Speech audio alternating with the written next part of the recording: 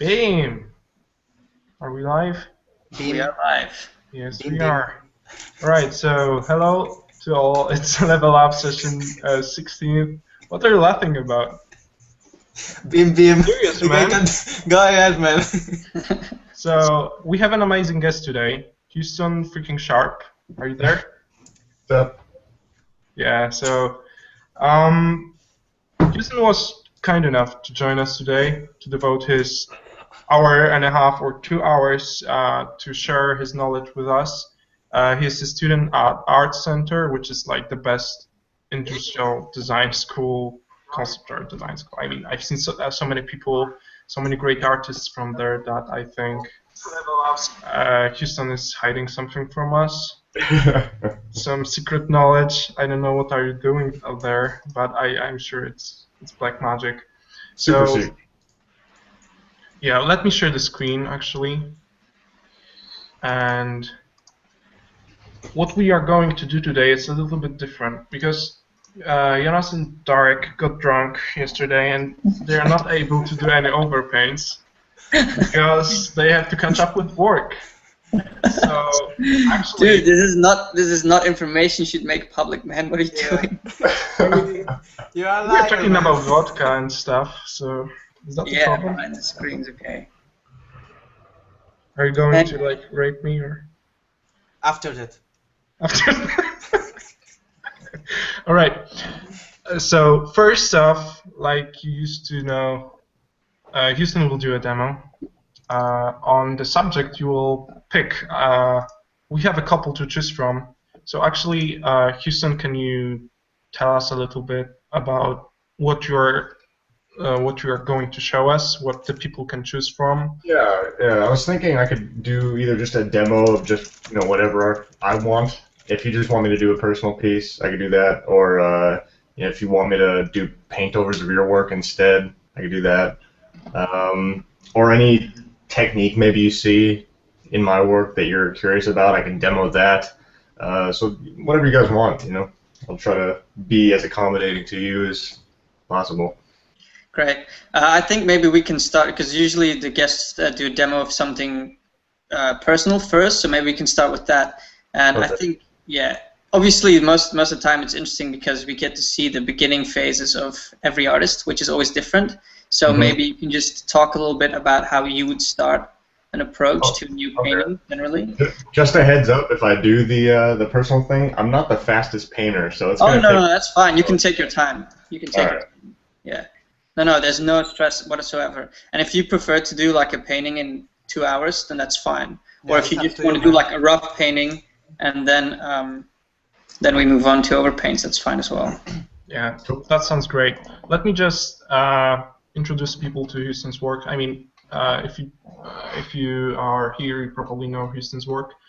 But what you are going to do right now, I command you to go to Facebook, type in Houston Sharp in the search engine, and you will see that beautiful page. It's an order. Just Beautiful, click beautiful follow. page. Just click follow here, and you will be amazed what you will It's see. an order.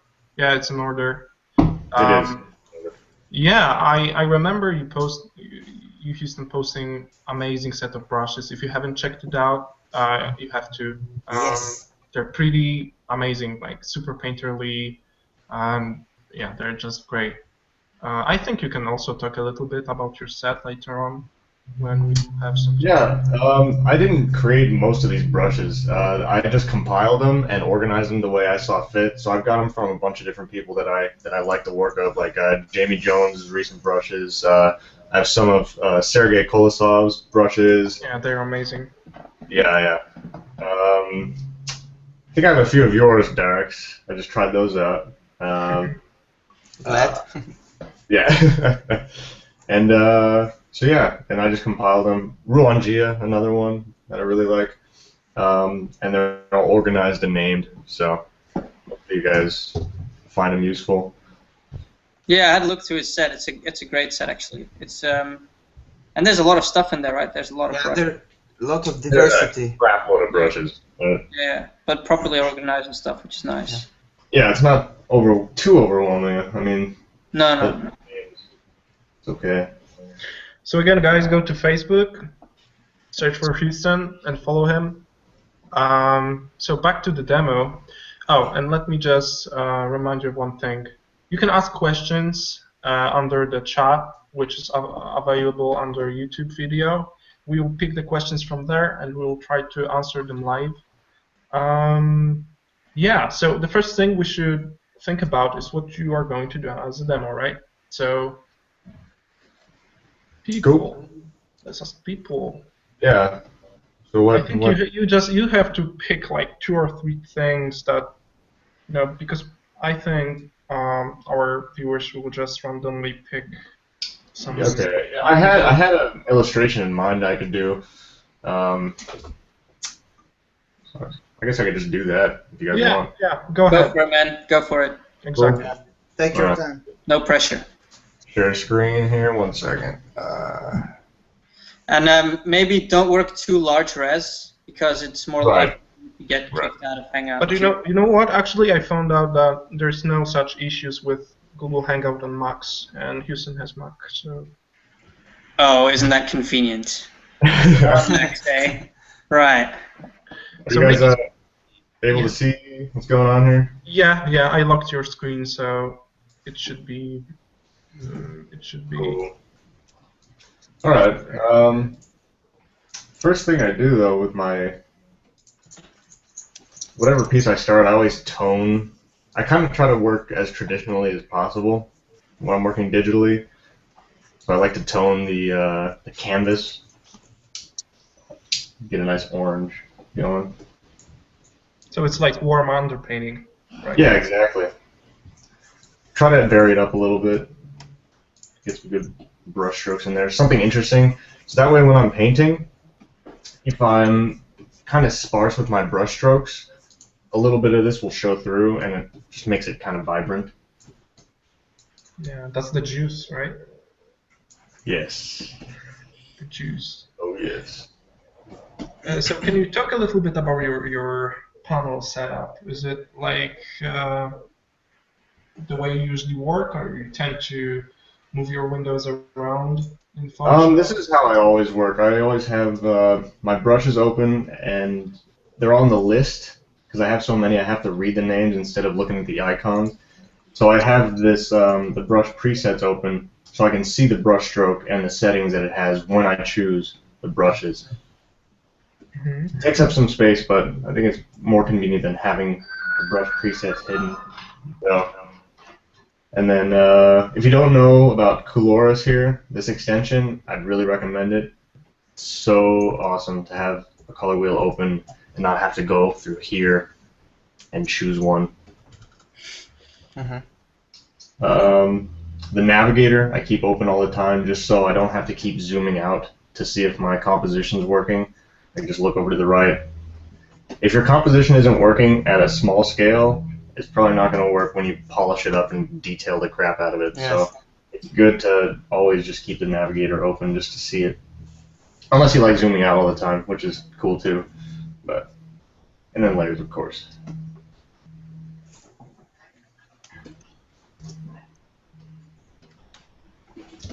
And I used to do a lot of line drawings and then like color those in, but I've grown away from that a little bit. And instead, I like to just block stuff in.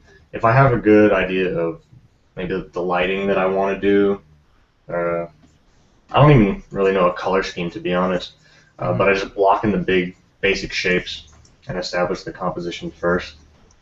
So lately you start with just strokes, no line work. Right. Kind of sculptural almost. I mean, you block in big shapes and then carve away at them. Do you ever work in values first, or are you a straight color guy? Usually color, but sometimes if I'm not sure about a piece, I'll do a value sketch first and then throw that away and then start my colors. I've tried to do colors right on top of my grayscale pieces, and it always winds up looking like crap. I don't know how people do it. Well, I think it depends a lot on your painting style because you're quite colorful. I mean, in a subtle way, but you use the entire hue range. And I think people who do like conversion, black and white conversion, they're usually with the more limited palettes. because that's just kind of how it tends to go from black and white. And it's good for a certain kind of look, but I don't think your style generally. I don't know. You could probably pull it off anyway, but I'd like to get better at it. It's just it's tough for me. I've tried it before and just cannot get it to look good for some reason.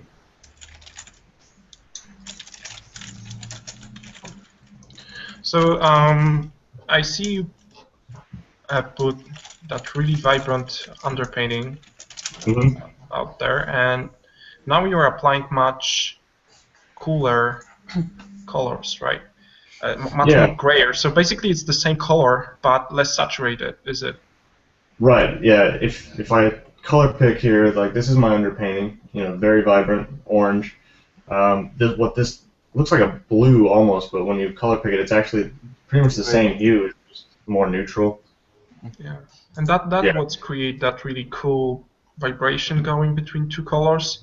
I mean, it appears a little bit blue-green, but it's still red, but a little bit less saturated. It appears like that because of how vibrant the red underneath is, right?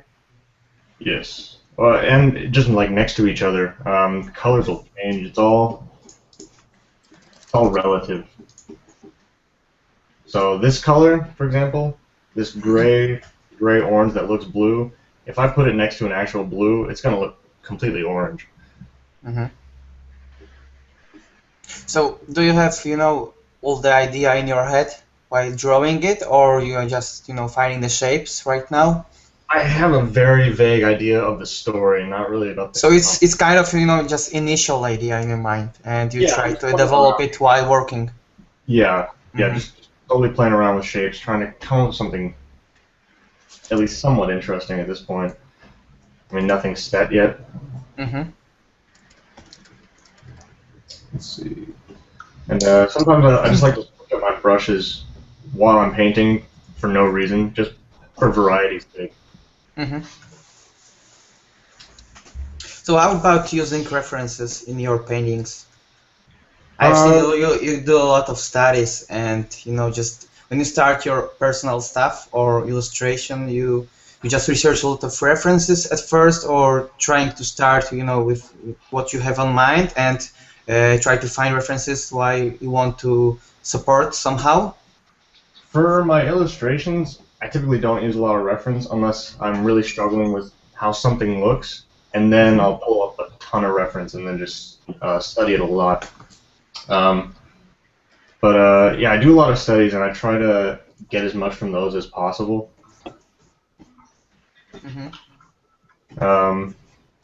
Yeah, if I pull up reference for this one, I'll explain like how I use the reference and stuff like that. So are you saying that you look up reference after you're done with a certain part of the painting and then apply, or? No, sorry. I typically start my illustrations just all imagination, and I try to do as much of it as I can out of my imagination, but if something is really giving me problems and I don't know what it looks like or how to paint it, then I'll look up reference for that. Okay. Is that a deliberate choice that you don't want to look at references? Like, do you not want to get influenced, or? I think I have a tendency to just get too sucked into the research aspect of it. Like it's too fun, too exciting. Yeah. Not painting anymore. Exactly.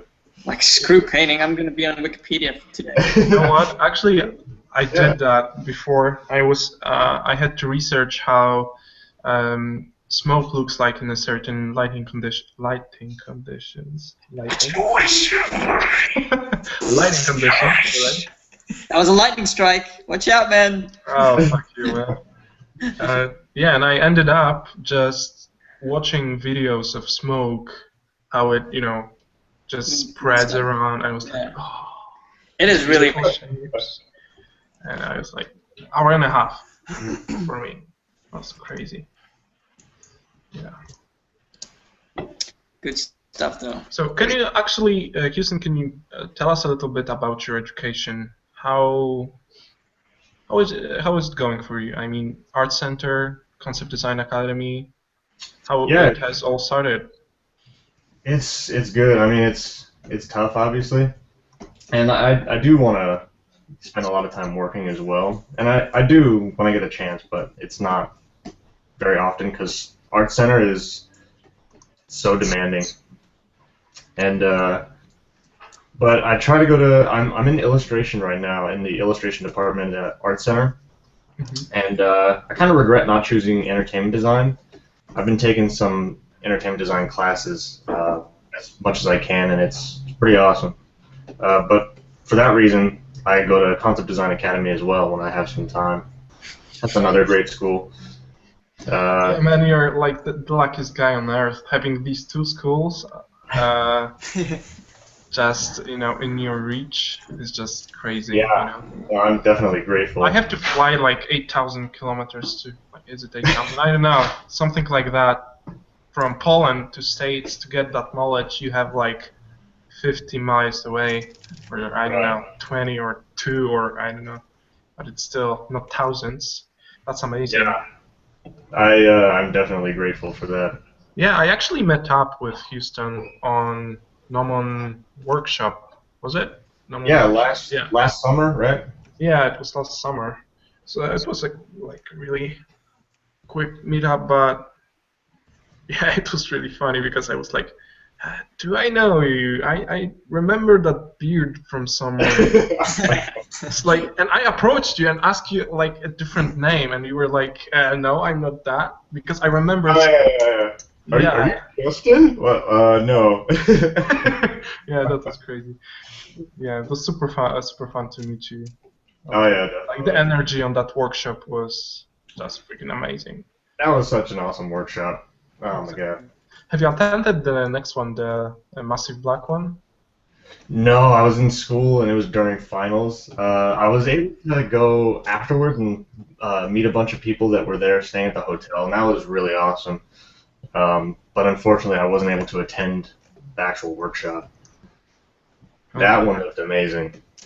Yeah, I heard a lot of, and seen a lot of crazy pictures and stuff from it. So this one is a question for you. How do you maintain your bird? Your what? Your beard or bird? Beard. Oh god. I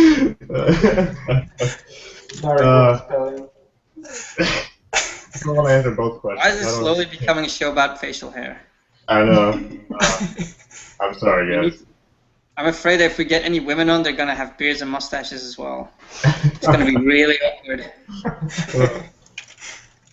How do I maintain my beard? No, skip that. By not shaving it. There you go.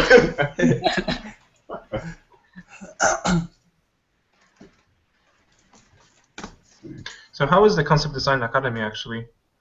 Is it you buy classes? And It was started by Kevin Chen, he was an illustration graduate from Art Center, and the school is, I don't know if it's as I guess it depends on the teacher, but it's more geared toward entertainment design and specialty classes, and it's stuff that I don't even have at the illustration department at Art Center.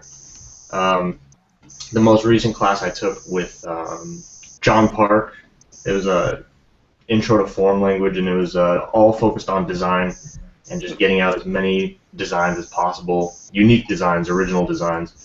So helpful. Was that an online thing or was that? No, it's in-class thing. It's okay. Yeah. Yeah. So you just live in the perfect part of the world, don't you? Say it again. You just live in the perfect part of the world to get in these awesome classes with these awesome artists. I do. We'll just hang out with Jamie Jones and enjoy Mache on his workshop. We've actually established, Houston, that you secretly are Jamie Jones. The beard. Yeah. Beard. The bird on your face. Yeah, if I took off this beard, you just see Jamie's face. Yeah, exactly. It morphs your entire face. Undercover master. Yeah. So, a fatty guy. What? What? What's with the swearing, Wojtek? This is not episode 1 anymore. Yeah, if you go back to the session 1, 2, and 3. 400 people watching you and you're swearing all the time, man. No, man, we didn't have 400 people watching back then. We had maybe 2 people watching, but we were swearing all the time. So, Fun. fun, yeah, more fun than professional or anything. But yeah. So I was Houston, just talking about the thing Houston was painting. I mean, the subject, which is a big guy. do you have something in mind right now? What is going to become Houston, or are you still searching? What I'm thinking is kind of grotesque, and this fat guy here is a butcher. Okay. But these are people. So. Yeah, okay. I have the question to you, Houston, Okay. about achieving the painterly looking stuff in your paintings, digital Yes. paintings. How much? I probably know it. It's obvious that the art center helped you in, just doing some traditional feeling into the digital paintings. But how much it helped, from the beginning, as you start as a student in there. I'm not really sure what. What the hell are you talking about? Alright. Just basically, you can tell us how it all started for you. Like, have you drawn before Art Center, or? Art Center was my first school, but I was always drawing as a kid. I never painted, and then I got Photoshop and a tablet after discovering DeviantArt and all the awesome work on there. And I started playing around with Photoshop and painting there. On your own, just on your own, right? What's that? Just on your own. One at a time. What? Go for it, Wojtek, go for it. Yeah, you were painting just on your own, right? You were learning from Yeah. from And it was a online. totally different style than what I have now, which is a little bit more traditional and painterly. But that came about because I would paint traditionally. I started doing that, whereas I haven't done it before going to school. So I try to keep those traditional sensibilities, I guess you would say, in digital. And in illustration, at Art Center, there aren't too many digital painting classes. It's very heavily focused on drawing and traditional painting, which is great. I think it's fantastic. Are you allowed to do anything digitally? Or Yeah. Some classes they allow it. you can choose. Yeah. Some teachers are more strict than others, but for the most part, as long as you're doing the work, the tools that you use don't matter as much. But I've been there for like two years, I think. I'm in my 4th or 5th term right now, and I'm just now finally taking my first digital painting class. Okay. So that's like a more advanced thing, or what? Supposedly. No, it's just they don't have too many digital painting classes in the illustration department. Okay. And so when you have a digital painting that you do for this, for an assignment or something, how do you present it? Do you print it out, or you just bring your laptop? Yeah, we print it out, and Art Center is really heavily focused on presentation. It's got to look super professional and stuff. So you print it out on really nice quality paper, mount it on foam core, maybe like design a nice little name tag for yourself. Nice. Yeah. Okay. But yeah, it's cool. The entertainment design at Art Center has way more.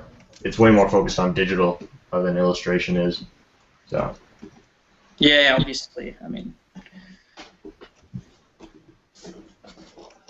There's a question. What gives you the right? And who do you think you are? What? We have James Zapata Yeah. going on comments. Yeah. Who do you think you are, Houston? Who the hell do you think you are? Can you answer that question? I don't even know how to answer We don't want to know who you are. We want to know who you think you are. We are getting deeper.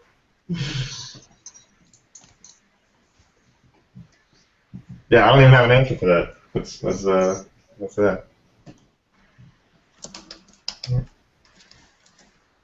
So you, when you're working, you're sort of blocking out the values in color, like right off the bat. Like I can see that you're using a very strong contrast between one body and the other one. Yeah, yeah. You I'm line just up. trying to get this to read as quickly as possible, both in terms of shape and the narrative. Okay. So, yeah, I could have drawn all this out first, but hitting it straight away, I think helps it move faster, helps the painting feel a little bit. So, are you working on one layer? Yes. Well, no. The first layer is my underpainting. This one. Yeah, right here. but most of the polishes and refining is on one layer, or you use. Yeah. So the rest of it is on one layer. I'll switch to another layer, or I'll add a new layer if I'm. So it helps you to maintain the painterly looking. I think so. Yeah, it's like slight color variation, isn't it? Like Exactly. subtle things that you have because you're using an underpainting. Exactly.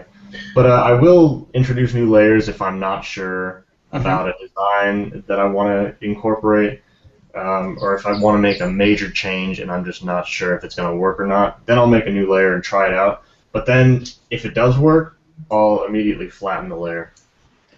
Okay, so you don't keep your underpainting separate the whole time to sort of erase and maintain that special look, no? Yeah, I keep the underpainting. It's separate, but all the other layers on top of it, the painting. Yeah, you'll collapse that.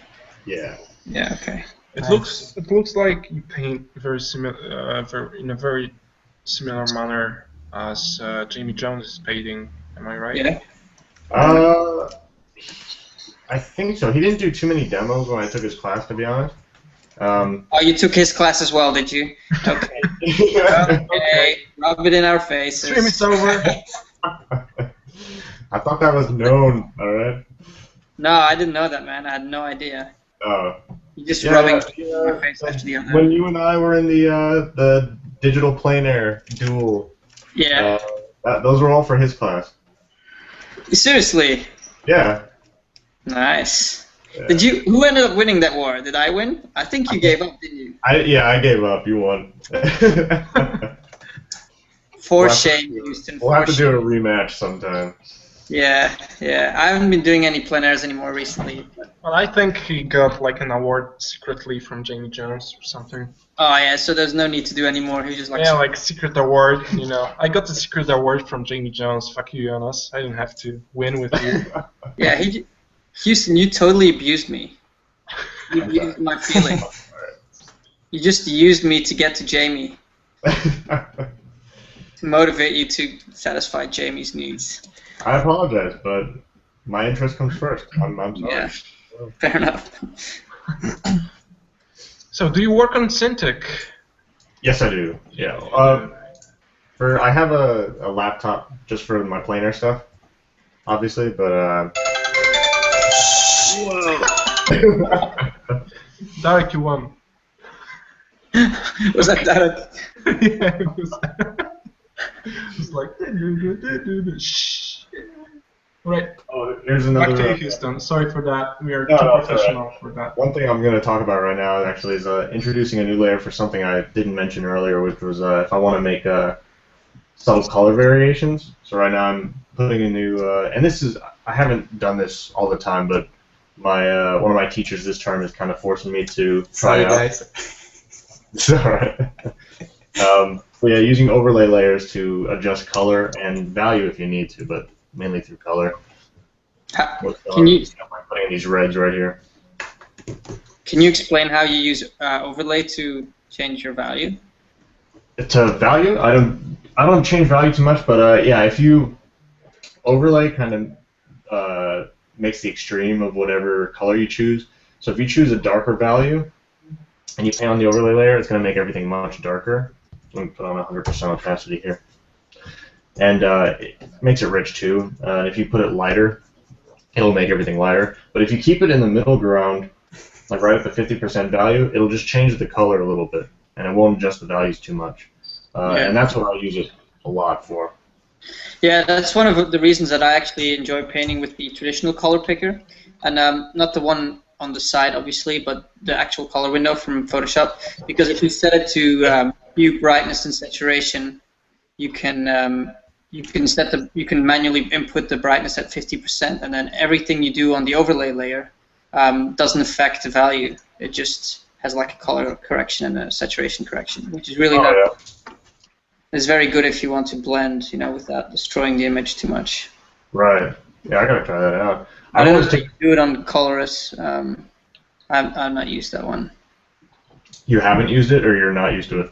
No, I haven't used it. I learned how to use the color panel through this one tutorial that I saw on DeviantArt. I think what's his name? The Romanian guy, Nigria Alex. Yeah. I think he works for Applibot as well. Legend of the Cryptid. Yeah, Alex. Yeah. And he posted a link to some tutorial from like a Chinese artist or something about lighting, about photoreal lighting, and how to use the color window. Like he set it to. No, I think. You set it to HSB, right? No, LAB, I think. I don't think his tutorial was about lab colors. I'm not sure, but yeah, there are. Maybe RGB. Yeah, RGB. Yeah, you were right. But basically, yeah. Oh yeah, no, he uses RGB. You're right. He uses RGB. Yeah. He uses RGB. So he adjusts his colors by sliding like RGB values, and therefore he gets like really nice and realistic color variation. But you have to understand obviously how you blend light. But basically, because it's mathematical, you can calculate much easier how the color of like a surface is influenced by light, either by sunlight when it's warmer or cooler when it's in the shadows. And yeah, it's something you should check out. Interesting. Yeah, I'll check it out, definitely. It wasn't so natural to me though. I mean, I looked it up and I was trying to get used to it, but I didn't. You have to remember certain patterns of. Yeah, you have to think in light basically, and we're used to thinking in how pigments work. I'm sure Houston's definitely like that since he works much more traditionally than we do. You think about mixing colors completely different than when you're mixing. Yeah. And I would recommend that to anybody like trying to get really good at digital art is take some time away from it for a little bit and try to just go for maybe like oils or acrylic and try to mix your own colors. Because it's not easy at first, but it'll make you so sensitive to color. You'll see improvement really fast. Exactly, man. I took a break from digital for 3 months when I was in States, right? When I met you, I was studying at Watts, and I remember seeing your paintings. Yeah, those were nice. Yeah, I was just getting used to traditional media, and it was so freaking refreshing. It was just a whole different world that you could actually feel with your fingers. What you're doing. What? What you're doing, you can feel what you're doing. Actually. Yeah, you can feel the texture, you can feel the actual pressure. Like you can actually, if you push harder, you can see like a bolder stroke. I mean, it's obvious, but when you work digitally all the time, it becomes a little bit artificial. It becomes a little bit not so direct as the traditional painting or drawing is. So it was really cool experience too, and actually I think I improved a lot, and I realized a lot more from learning in a traditional way. I don't know, of mixing colors, creating interesting palettes or color schemes.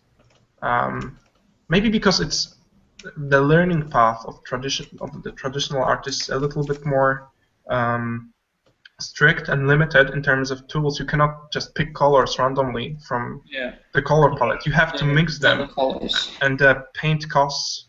So the pigment costs. So you have to think before you do something. In Photoshop, everything is an opposite of that. Actually, you think later, right? So basically, I was learning how to think about painting. So first thing, then paint. When you see Pelling, Sergei Kolesov painting, he's so deliberate in his strokes. He's so and that's why his work is so bold and so I don't know. stunning for I me. think it's because it's quite rare, because most people sort of scribble and Yeah, find exactly. their image through that, and so you're Yeah. layering it, and because digitally it's very easy to do that as well, because you can just go upon and upon and upon. But yeah, the way that he works is basically like he thinks about what the brushstroke is supposed to represent before he puts it down.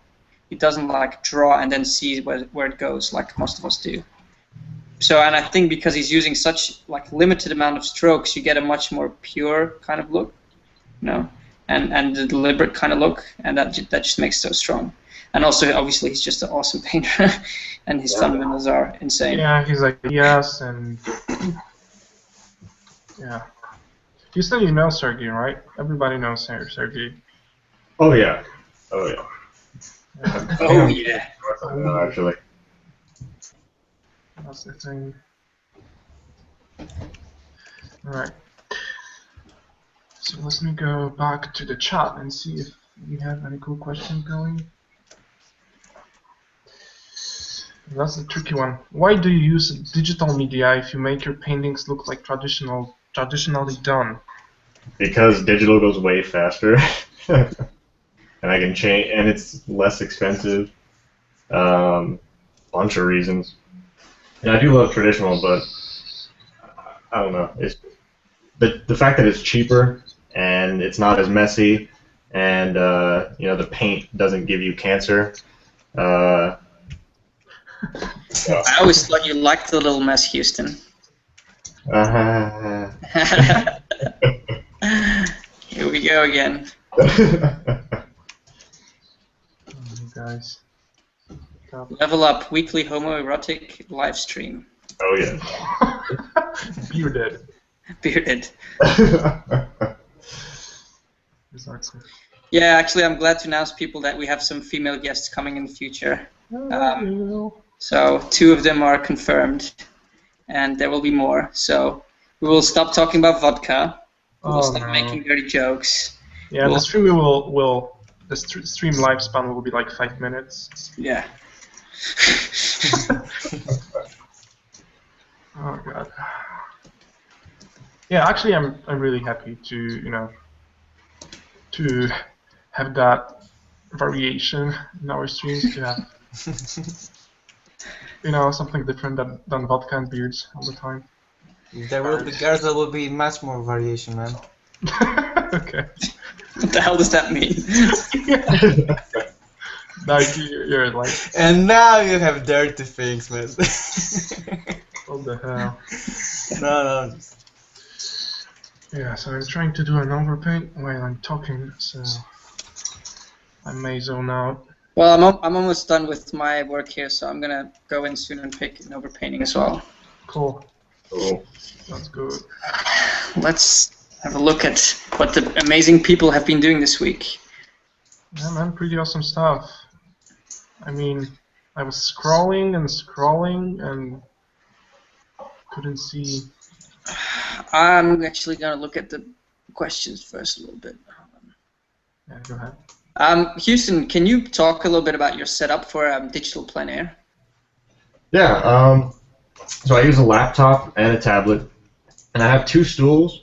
One for me to sit in, and the other one to rest my laptop on. And I just use Photoshop. Nothing fancy. I have the same setup actually on my laptop, with the color picker, the Coloris color picker here, with the brushes available. Except I collapse them like this because the screen is way too small. Yeah.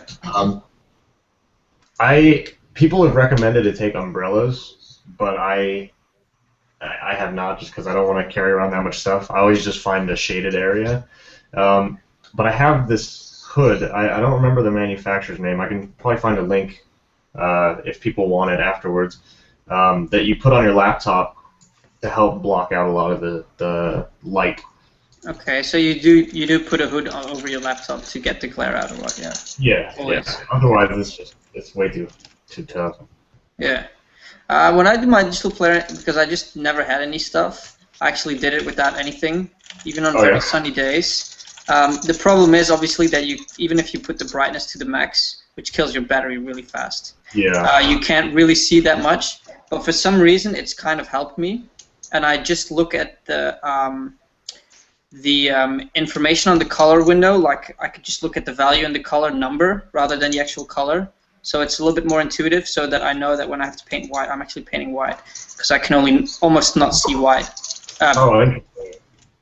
So I kind of compare it to the way that squinting can help you see stuff, because actually seeing less on my screen, I know it's like a backwards way of working or thinking. Seeing less on my screen makes me see the big shapes better, and for some reason, yeah, it just tends to work to like block stuff out really fast and quite accurate. And then usually after, yeah, sorry, go ahead. Interesting way of working. I don't know if I'd be able to be successful with that. It sounds tough. I don't know, like I'm trying to explain how it actually helps me, but it's a bit hard to get across. But basically it's just a little bit more intuitive, but you tend to also not focus on things that are not that important, if you know what I mean. Like you tend to focus on what really makes up the image. I don't know, try it, man. Just try it. I'm definitely curious. I know there's a bunch of people that work a bunch of different ways with digital planar, so there's still a lot to try out. I haven't tried out too many different ways.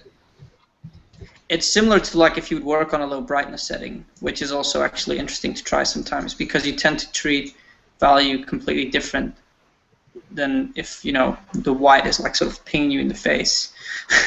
Right. Yeah, I've always just gone full brightness, but that's mainly just because I want to be able to see what I'm working on. Yeah. No, everyone tends to do that.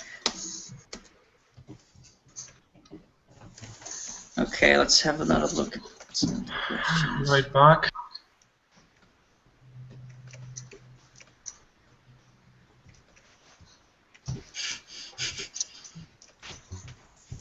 This guy looks like an Oscar right now. God damn it. So, are you using flipping horizontal canvas option, or? I'm using a horizontal what? Yeah, for horizontal flipping the canvas. Not yet. I was rotating it a little bit. Yeah, I know, but do you use, you know, flipping the horizontal?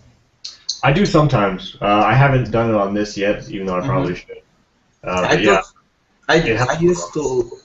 I used to use it a lot, and I'm wondering how do you manage, you know, painting without it sometimes? Oh, I totally do it. I just haven't done it yet. Yeah, but you know, just sometimes you feel that you really need to flip it horizontal in, you know, while working on traditional, and you start with, you know, mirror or something. I used to do it when I was doing some studies with paints, traditional paints, and I used my mirror to see how the image looks and, you know, flip it. That's exactly how I would do it. Yeah, I actually, when I was living with my parents before I went to college, I had a big mirror in my room, and I set up my drawing table so that my back was to it. So if ever I needed to just check, I would just turn around. You just look over your shoulders. Yeah. Exactly. So you have, you know, just on everything. You have, you know, just you can check it every time you want it. To see how it looks in, you know, flipped canvas. I think a lot of traditional people do that actually. I know a few storyboard artists that still work traditionally, and it's a very common trick for storyboards because you're really focusing on composition more than anywhere else. And basically just like, and you work quite small. It's like the size is like A6 or something of a frame. So you just get a little mirror and you just look at your drawing in a mirrored. It helps you see perspective mistakes and stuff. So everyone that is watching right now, if you enjoy the stream, only if you enjoy the stream, please subscribe to our channel. This is the channel where everything will appear, every new event, every update, everything, every new video, it will be up here. From now on, you can also watch all the previous sessions. They're in the videos section. There's a playlist, and you can watch them anytime. And it will be the same with this one. It will be saved and for you to watch later on if you want. So basically, just hit subscribe, and you will be up to date with everything. Bam. Done. Okay, Houston, I have a few more questions for you. Okay. Do you sometimes work from a light canvas? Like, would you ever start from a white canvas or a light tone, or do you usually work from dark? I always work with a tone canvas, but it's not always this like burnt sienna. Sometimes I'll go with a more light yellow, like something maybe like this. It just depends on the painting. If I want a darker painting, I'll usually just go darker. Like, did you see the Richard Schmidt study that I did a while back? I probably did, but I don't know by the name. Okay. I remember that. Is it the one with the girl in the water? Yeah. That one I Zabrocki? started with a really, really light yellow underpainting Okay. instead of an orange one. Okay. Yeah, it's an interesting way of working this underpaint. Like, I've only tried it once with one sketch that I did recently of like these sort of Asian temples. Yeah. And yeah, but I was going a little bit more crazy with the colors in the underpaint, like just random everything, every hue, just, you know. Oh yeah. That's Like, pretty cool. but it actually, yeah, it's an interesting way of working because it gives you like a sort of natural chroma noise, but underneath your work, and it adds such richness to your color palette. It really does. Yeah. Every time I try to paint without using it now, it's just the colors look so stale. And I know people can make it work, obviously, but I can't, especially after working on it this way for so long. Yeah, it's very interesting. And another question from the chat is, how do you ever paint with the lasso tool, or how do you? I use the lasso tool a lot, but not to paint with, at least not initially. I use the lasso tool if well, when I'm working, I have a tendency to over soften things, and I use the lasso tool to kind of come in and bring it back. Like right here, I'm like, okay, this needs to be a sharp edge, so I'll just go in. Whoops. Okay, and then you use it to cut stuff out. Yeah, exactly. So how about the using photos as textures or textures? I used to do that, but not so much anymore, just because it doesn't really look too painterly, unless you use like a canvas texture or like some rusty rust texture, I guess. So you tend to only using textures, for instance, in the brushes? Just build up into the brush? Yeah, and if you can keep, like what I think you guys were talking about Paling earlier, Sergey, what he does that keep the textures really nice is, like, he'll just be super confident with it and not overpaint a lot, which I have a problem doing a lot. So he'll put one stroke down, and he won't go in and like fiddle on top of it too much, because look at that, the texture is already gone. Yeah. So if you can like stay confident like that, it's not easy, but it'll give you some really nice effects. I think the important thing to do when you paint like that as well is to undo a lot and just try the same brushstroke over and over till you have the right one. Sergeant style. Jamma works like, I've seen Jamma working, and he works like that. He's got his hand on the undo button, and sometimes he does a stroke 10 times before he leaves it there. Yeah, that's a great way of working. Just get the perfect stroke. Yeah. It's almost obsessive, but it's worth it. Yeah, I have absolutely no patience for that, which is unfortunate because it looks great.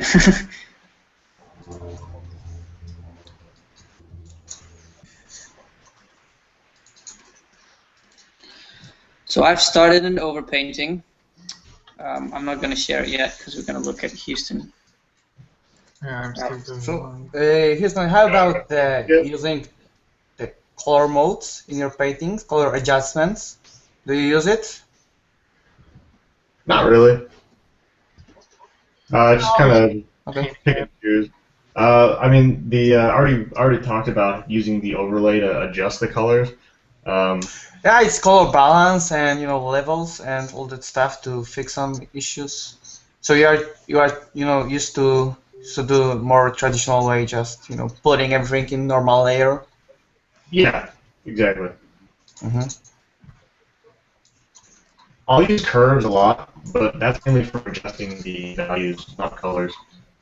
It's easy to destroy if you use them too much for any balances with the effects and filters. I mean, it can be done. If it's done, subtle and more deliberately, it looks much, much more controlled. Like, Yeah. but if you overuse them, it's pretty easy in digital to just fuck up the things. So.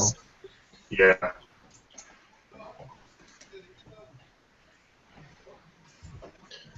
Look up the questions. Yeah, I'm trying to Okay. find some questions. Houston, what's the favorite thing to put on a sandwich? Bread. Can't have sandwich. Dude, that's carbs on carbs. You can't do that, man. That's illegal. That's illegal. Mustard? I don't know. Just the sandwich with mustard? Really? That's the first thing you think of? Hey, if I'm trying to watch my weight, mustard with bread. There you go. That's the Art Center diet. I can't afford much. Really? Wow. This just blew my mind.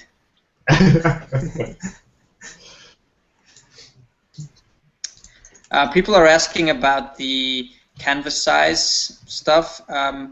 We probably will give you the same answer as usual, that the size that you work at doesn't really matter that much. It affects your brush a little bit depending on the resolution.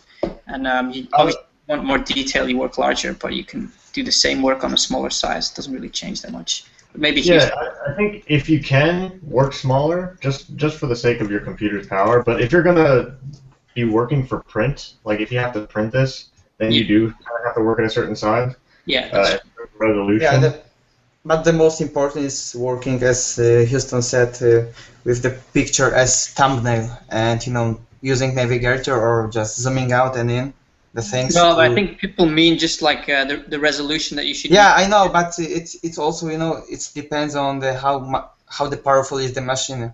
Yeah, exactly. You can just, I would say, as a general rule, just crank it up as much as you can, but as long as you keep smooth brush strokes. Because having a slow brushstroke is the worst thing you can have. Like, there's destroy your controlling over everything. If it's laggy or something.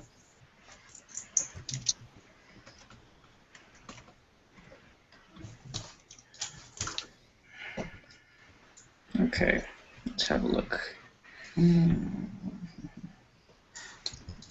you tell us about it, Houston? What's your inspiration? Where do you find it?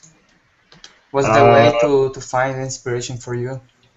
Inspiration. There's, I think, different tiers of inspiration. There's inspiration for like. Let's just consider if you are working on something for yourself, not for client, and you want to inspire yourself somehow, and try to go to the library and just look at a bunch of books. Mm-hmm. It really depends on the project I'm working on, though. But yeah, a lot of I like looking at books of like old painters, masters of what they did.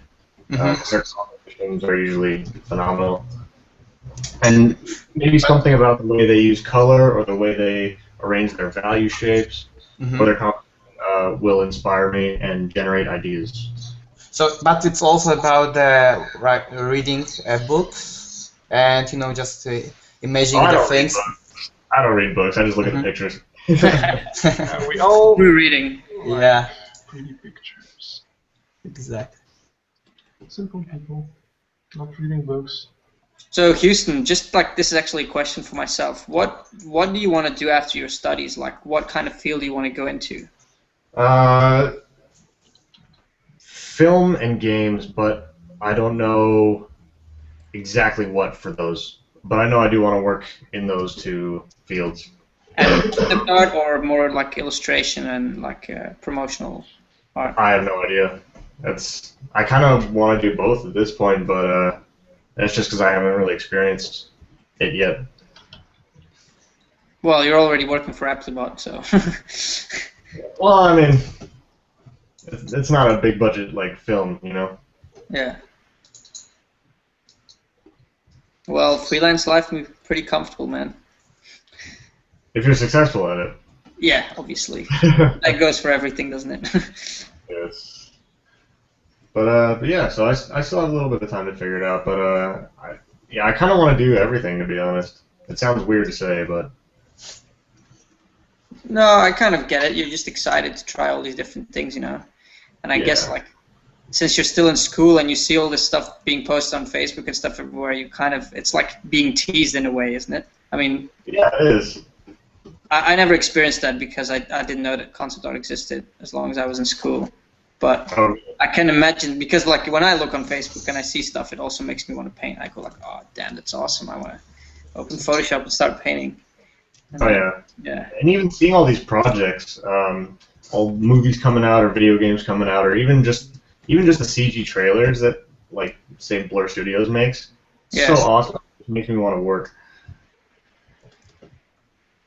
But a good thing about being a student is that you actually still have quite a lot of free time. And I think if you make like fan art or stuff that's really polished and really high, you can actually get noticed by these companies even before you finish your studies. Which I already have, It's the internet's been amazing tool for that. So do you have any prospects? Like, are there any companies waiting to hire you as soon as you get out of school? It'll be like, snatch your hours now. Not that I'm aware of. No? Okay. I can hope, but...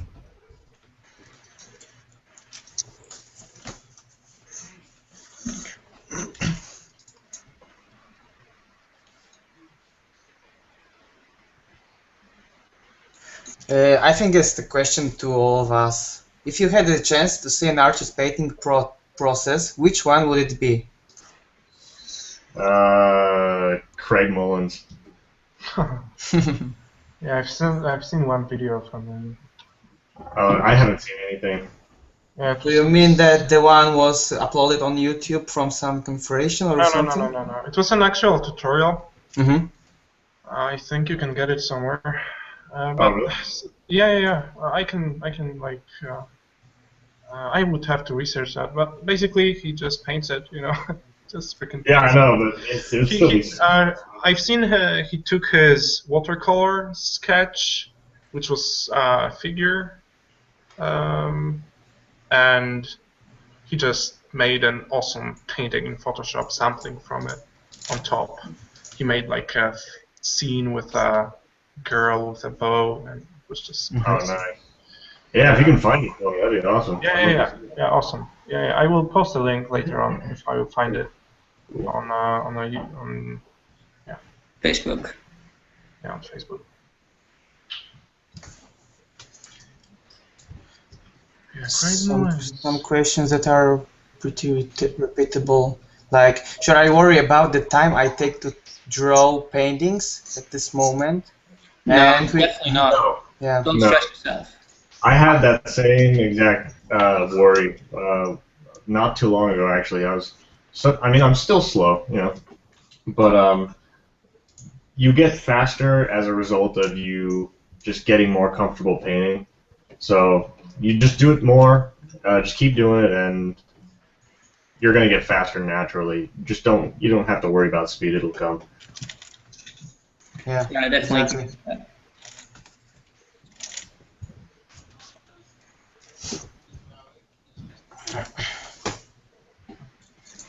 Any more questions, Darek? Yeah, I'm just checking them.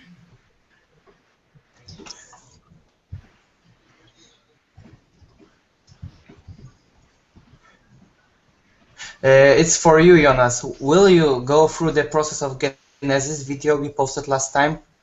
If people want that, I can go through it, yeah. I think it was asked a few times, so okay. It would be nice to see. Well, I'll go through it after I'm done with this overpainting because it's quite technical and maybe. Oh, sure. Actually shows. It would be nice. Yeah. But yeah, sure.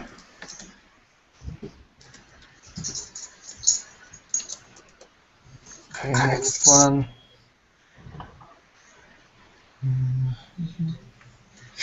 Is that Ron Jeremy?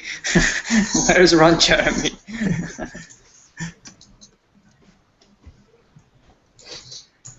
I hope people don't look up who Ron Jeremy is if they don't know him. It's gonna get really awkward really fast. Some people asked me last time about PSD files from our last sessions. Yeah. And I would like to tell to people that we will be putting everything into the resources section on Level Up website we will launch pretty soon. So there will be everything from overpaintings, gallery, and PSD files, and some resources, links, brushes. So stay tuned for it, and we will definitely put everything into the one place. Yeah, we got some really nice progress this week, so yeah. At least any, right? Because we have to. At least we got something done. Yeah, overpainting gallery takes a lot of time, just. And also, we're gonna need people's help with finding the author of some of the older paintings. So yes. we're gonna post some of them on the group, and then if you guys know, or if you're the one who painted the original, please let us know so that we can add the author in the overpaint section of the website. Yeah, a few of the first overpaintings from the first sessions are, unknown as an artist, and we would be appreciated if you help us somehow, because it takes a lot of time to manage the site and do the researches in the same time. So. And support the hungry children in Africa too, please. People are also asking about 2 confirmed women. We can't tell it yet, I think, no. guys. We actually don't like to tell you guys which guests we're gonna have before the next session. We always, just announce it after the session. So please stay tuned. We will announce pretty soon the next guest after that session will be finished. Yeah, we can give you a hint though. There's a lot of facial hair. A lot of it. Even more than Houston. Yes. We're leveling up the beards every week here.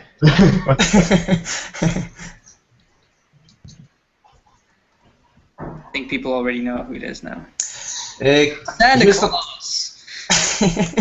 Santa Claus. Yeah, it's gonna be everything, and it's gonna be also epic. So just stay tuned for it. And I have the questions for Houston. Okay. People are also asking about it. Do you have any sources for tutorials, or you could recommend for people, like books or sites with tutorials from others? I don't have any sites. There's a ton of books though. It really depends on what they want. A good one for composition that I've been reading right now, I haven't finished it yet, is Edgar Payne's composition for autopaint. Yeah, and then another really good one for composition for sequential art and storytelling is Framed Ink by Marcos, however you pronounce his last name. Yeah, French. I don't know. We will probably. I think we will should post the names after. To that book. Exactly. Yeah, I can write a list of all the books that I have. Nice. Yeah, that was very cool. Yeah, there's a ton of books. So this one about storytelling, does that like think in terms of editing and stuff? Is it like more for storyboarders or something like that, or comic books, or? It can be used for storyboarding, keyframe illustration. It's basically just how to use your composition to tell the story alone. Right. The stuff that he talked about is fantastic. But it's so it focuses more on like what camera angle should I use to convey certain. Exactly. Yeah, what camera angles, where you should place your objects, how the placement of objects in relation to one another will tell a different story. Yeah. Bunch of stuff like that. For example, like let me see if there's anything I can talk about in this piece that relates to that. Well, I'm kind of barring this main guy in to try to make him feel vulnerable, so I'm going to have all these bodies here, which means like he doesn't have a lot of room for escape. Not literal escape, but just there's not a lot of space around him. He's cornered by this big body here and this fat guy here. So that makes him feel a little bit more trapped. Yeah. And he's also, his face, which I haven't painted yet, is way down here in the composition, which makes him lower in relation to this fat guy here, which means he's in power. The fat guy's in power. That's good stuff, man. Yeah. Yes. I mean, stuff like that. And Marcos's book goes way, way, way more into depth than I just did, obviously. And do you think about this stuff like right before you start working, or are you just keeping it in the back of your head like as you're painting the whole time? Both. Think of it while you're trying to figure out compositions to try to tell the story you want to tell, and then as you're working, if, changes sometimes happen. If your composition's not working or you stumble upon something even better, then yeah, you're still thinking about those things. Yeah. I think composition will always would be on your mind while you're painting. Yeah, obviously, yeah. I think it will be very needed because a lot of people are also asking every session about the composition books. Books Oh, yeah? about composition, yeah. Oh, sweet. Yeah, they'll. I think everybody will like those books. They're really good. I also got a message last time from Martin Schmidt, who just sent me a link to a pretty good author, Gottfried Banz. He's Germany painter, and he made a lot of books about the anatomical stuff with animals and the human bodies. And it was after I posted my horses, and he just referred me to it, and I was, he just put me some scans from that book, and I was pretty amazed. And I decided to get it from Amazon. It was used copies, and it cost about 35 euro. So Nice. it's a 500 book with almost 500 pages. Yes, 500 pages, and with only horses there is more than 150 pages. So there's No plenty wonder of you've stuff. been painting many horses lately. What? I said, no wonder you've been painting so many horses lately. Yeah. I'm just want to achieve a bit more deep knowledge about it. We're just preparing with Wojtek for do some airplaners, digital airplaners, and we want planer, and we want to go on my own stable. And there's plenty of horses to just study the things, and a lot of beautiful landscapes.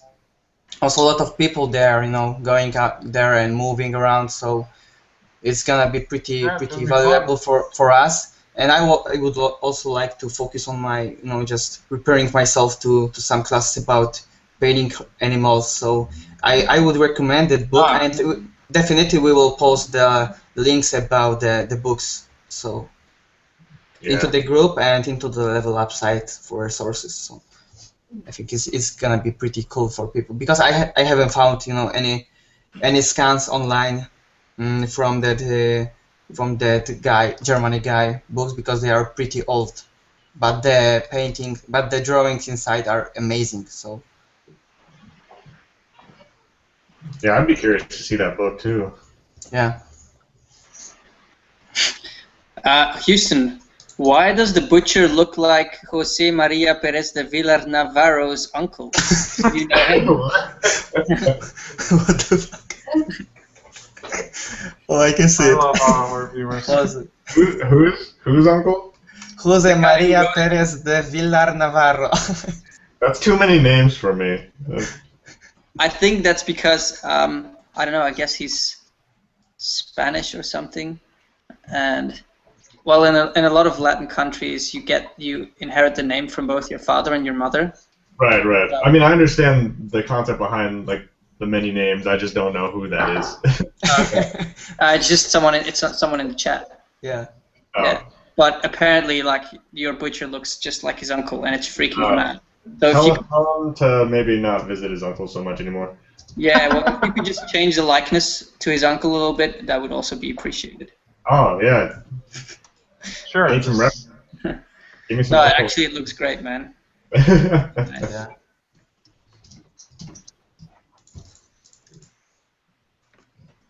What's your normal day life looks like, Houston?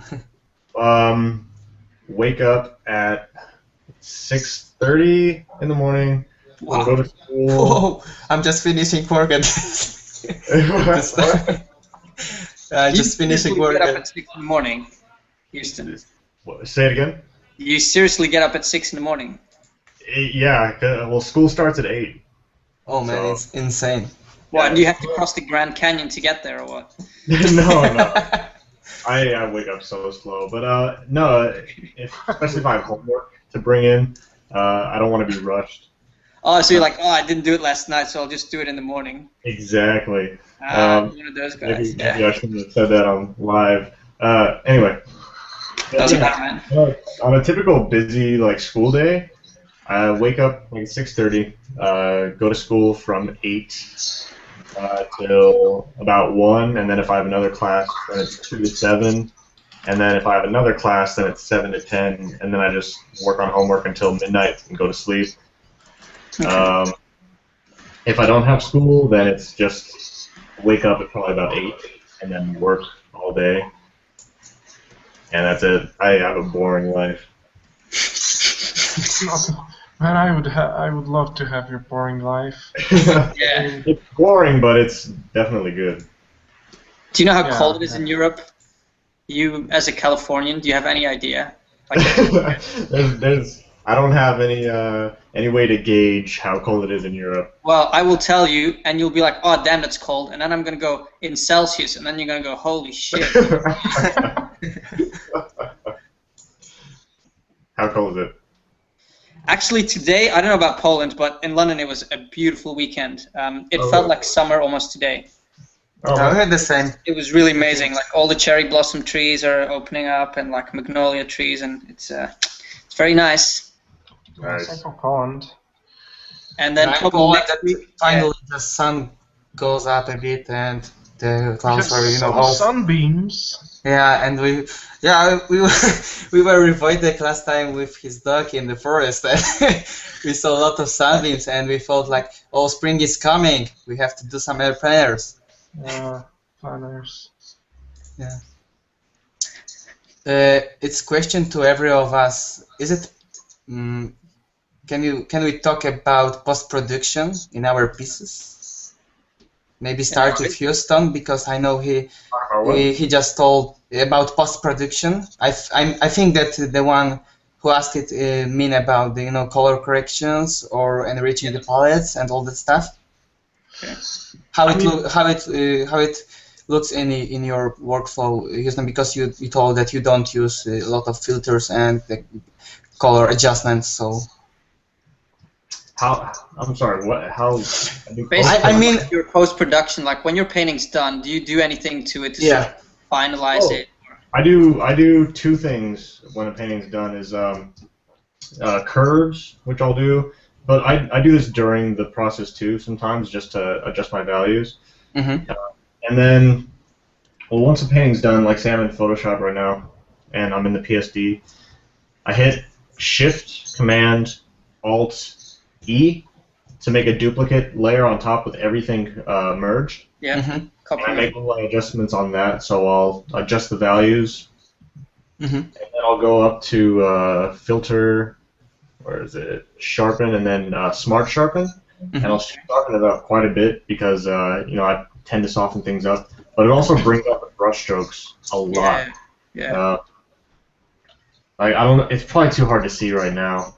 Yeah. No. Yeah, but because if you work as on your just regular Photoshop canvas, it gets a bit too smoothly. Softy. Yeah, softy. Exactly. And the Smart Sharpen really sharpens it up. It's easy to overdo, and it kind of makes everything have a white fringe around it. But I usually go about maybe 125%. Mm-hmm. And then after I do that, I put a mask on it. And then paint out where I want it to be soft. Yeah. Okay, so do you like put focus on certain areas? Like, do you sharpen focal points and then leave the rest? Yes. Yeah. Oh, great. Yep. That's very nice. I try to have a combination of softening edges like that through the mask, and actually going in with maybe like the mixer brush tool, something painterly, and physically softening the edge. Okay, cool. Nice. Actually, I can talk a little bit about post-production, like an opposite case of it. Like when you have half of your layers in post-production. Maybe I can share my screen and just open one of my PSDs. Let's just Houston paint for a while, and I will open. Okay. I hope my Hangout won't crash, because it's a pretty heavy file. Maybe you keep the brush as closed. It will be fine. Yeah.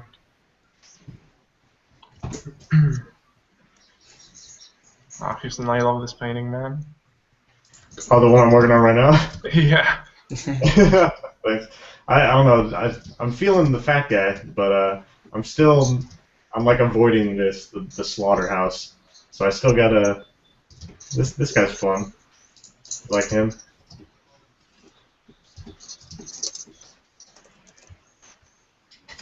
Oh, let me talk about one more thing. Sorry, for post-production stuff, I forgot to mention. I keep the underpainting as its own layer.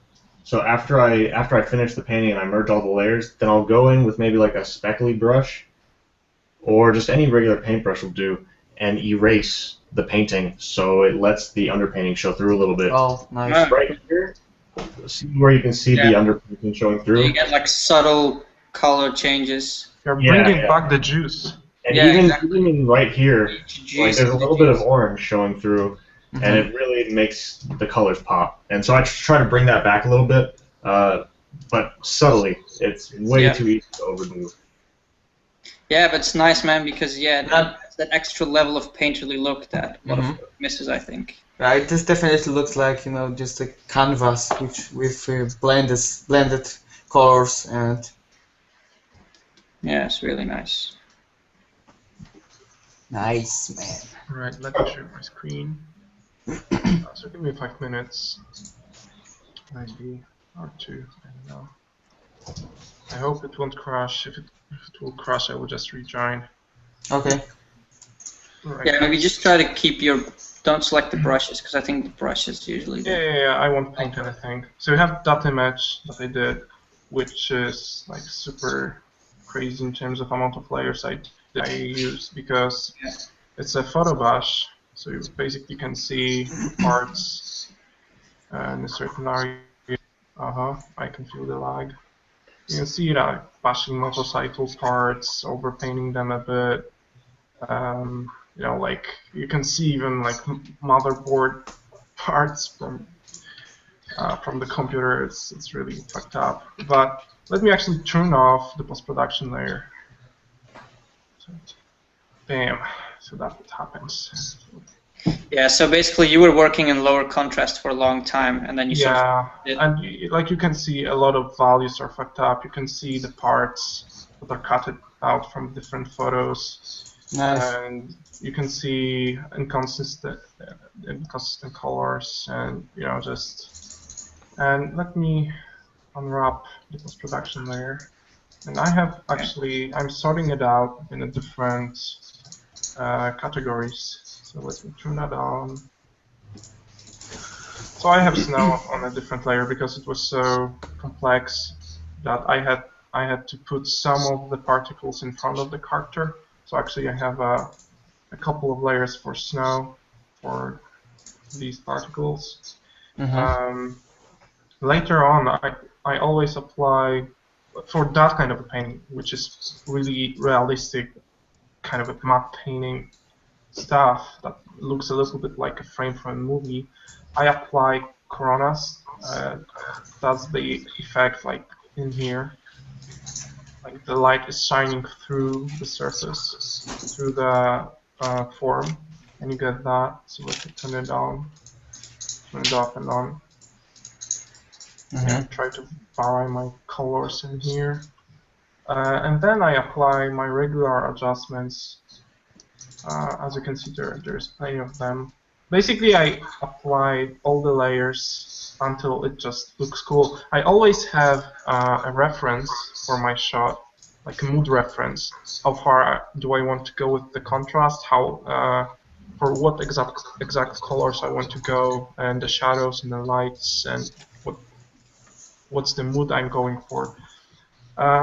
So here I am with some basic adjustment layers that are put around to give me some vignette, to do some color balance, to match exposure of different parts. I have a lot of difference layers, so I use it like that. I take a very colorful, very vibrant color, and put in the difference mode. Yeah, I put it on a difference mode and set it to really low opacity, like 2 or 3%. So it goes with that color to the shadows and with an opposite to the light, and it creates, it unifies. Like a filter, sort of. Yeah, like a filter. It can be very easily overdone, so be careful with that. You can see how it changes when I tune. Yeah, the most important is to make it subtle and. Yeah, just play with the opacity, get the opacity just right. Yeah, exactly. So there are a couple of those. Yeah, like a linear dodge layer to make some final specular highlights and stuff like that. Yeah, so you can really go crazy with your post-production. As you can see, I made that mistake because I tend to go as close to the final as possible with without color correction. But what I did with this piece was I just put one layer on top to just check how it will look like after, and that was a mistake because I just created the another folder for color correction, and color correction I started putting different layers in there. What's that noise? I don't know. I think Houston left on his motorcycle, went racing. Yeah, and also I have some lens dirt on top. You can see. Yeah, all the good stuff in there. Yeah, like all the Yeah, it's a lot of times all these things that make it look like finished and cinematic. You know, if you look at movie posters or just shots of movies, definitely action stuff. You know, like this kind of style that we're looking at now. You can almost not use enough effects. So just try to add bokeh, dirt, exactly. You know, scratches. with horrors, with that project, I was like trying to get all that cool looking stuff, and the piece before was really overdone with like glass shattered, flying around water and shit. And I was trying with this one to go a little bit more grungy and subtle with the effects and stuff. What? More subtle. Yeah, you mean? I mean, not that over the top. I mean, it's still over the top. Yeah. It's still really dramatic, but yeah, actually, you were talking about movie posters, and for this one, I had a reference, which was a Catwoman from the latest Batman. There was a poster with Annie Hathaway sitting on a motorcycle, which had that really cool particles floating around, and that was basically my picture that I was looking for, that I was looking at for a mood. Yeah. So nice. It's only one picture, nothing more, because I tend to go with all sorts of different things when I have couple of pictures. So I just pick one that I like and apply the post-production that I see in there. Yeah, so that's all for it. Nice. Maybe we can switch to my screen and I can talk a bit about the overpainting, because I think it's pretty much done. Now it's your face, man. Yeah, hold on.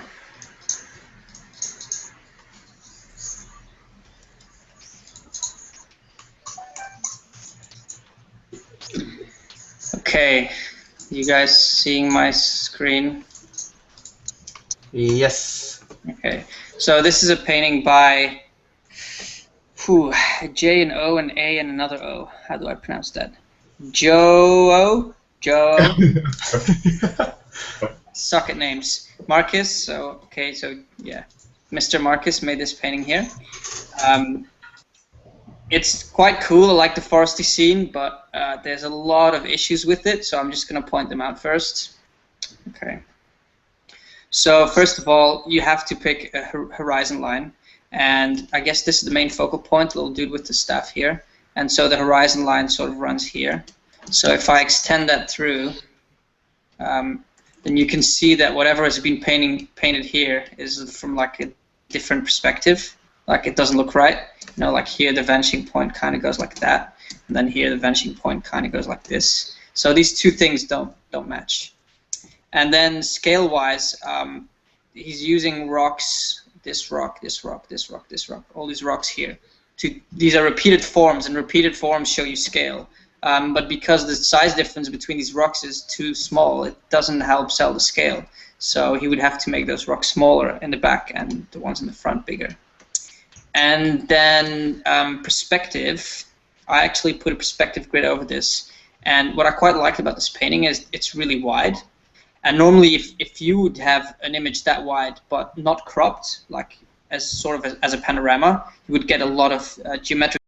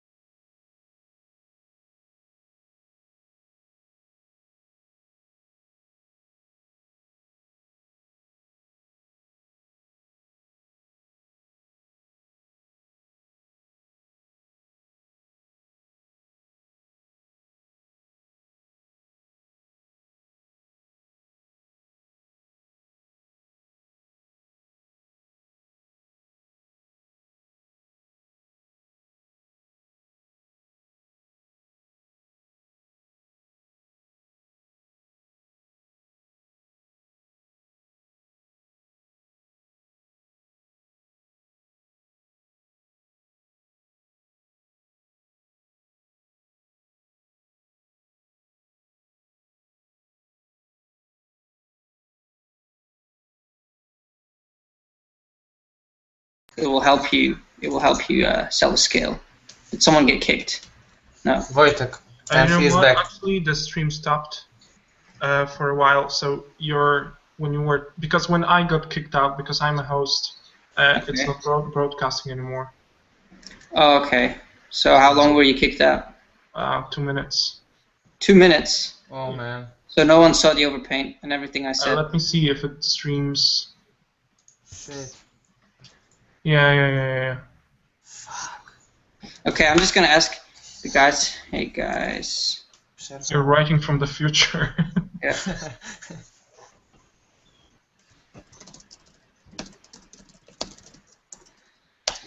Just gonna ask the people what's the last thing they saw, and I'll just show it again. It's all right. I'm going to take this opportunity to use the restroom. I'll be right back. Okay, so sorry guys for that. Just have to wait a little bit. We're back live, right? Okay.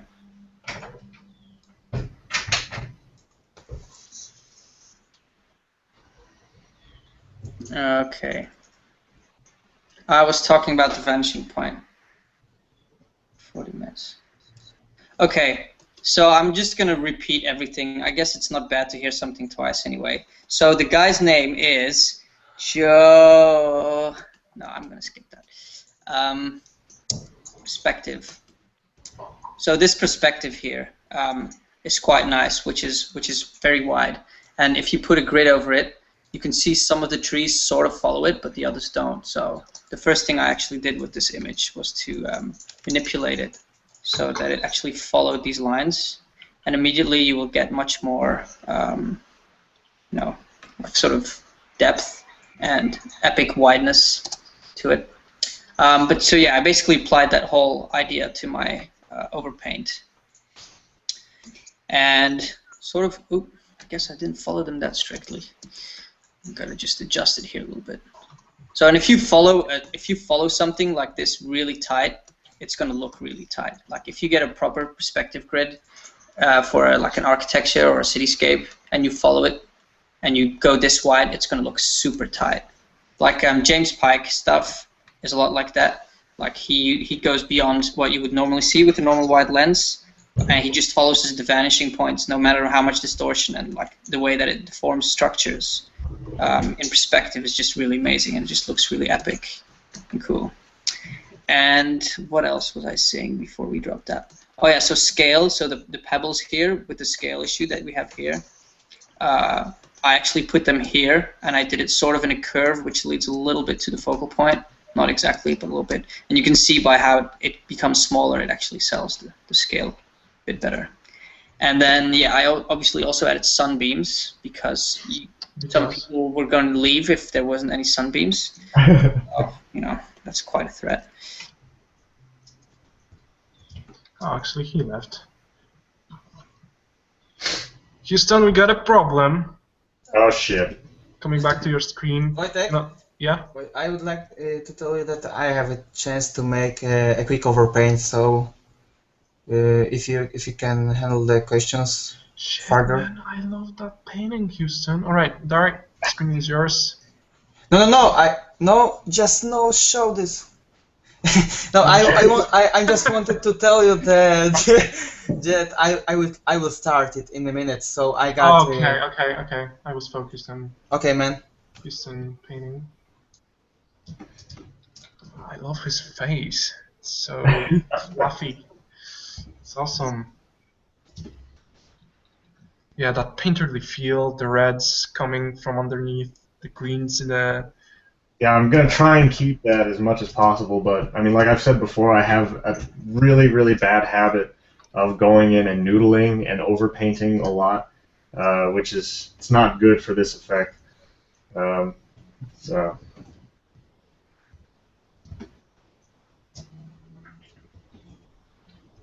I guess Jonas didn't notice that he was kicked. Oh damn. is he still talking? Yeah, probably. Oh no. There you go. Got kicked. Again, man. Start from the beginning. How long was I kicked for?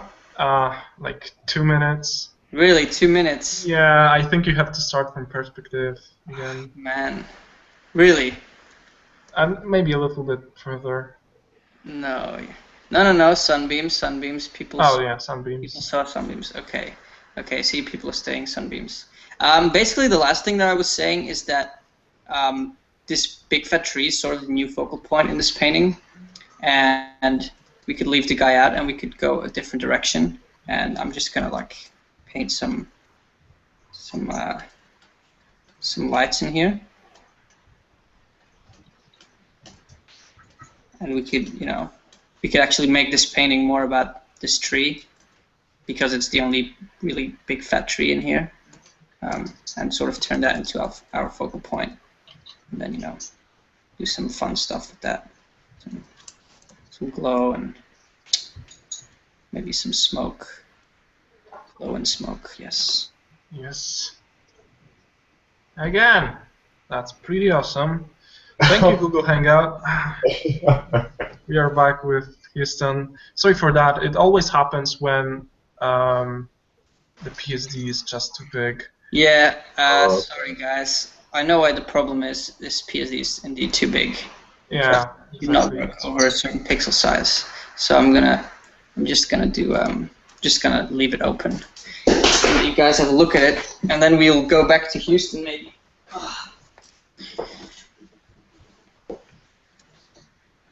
But you can still talk. Yeah, man, but I've started over like 3 times, and I just don't know what to say anymore.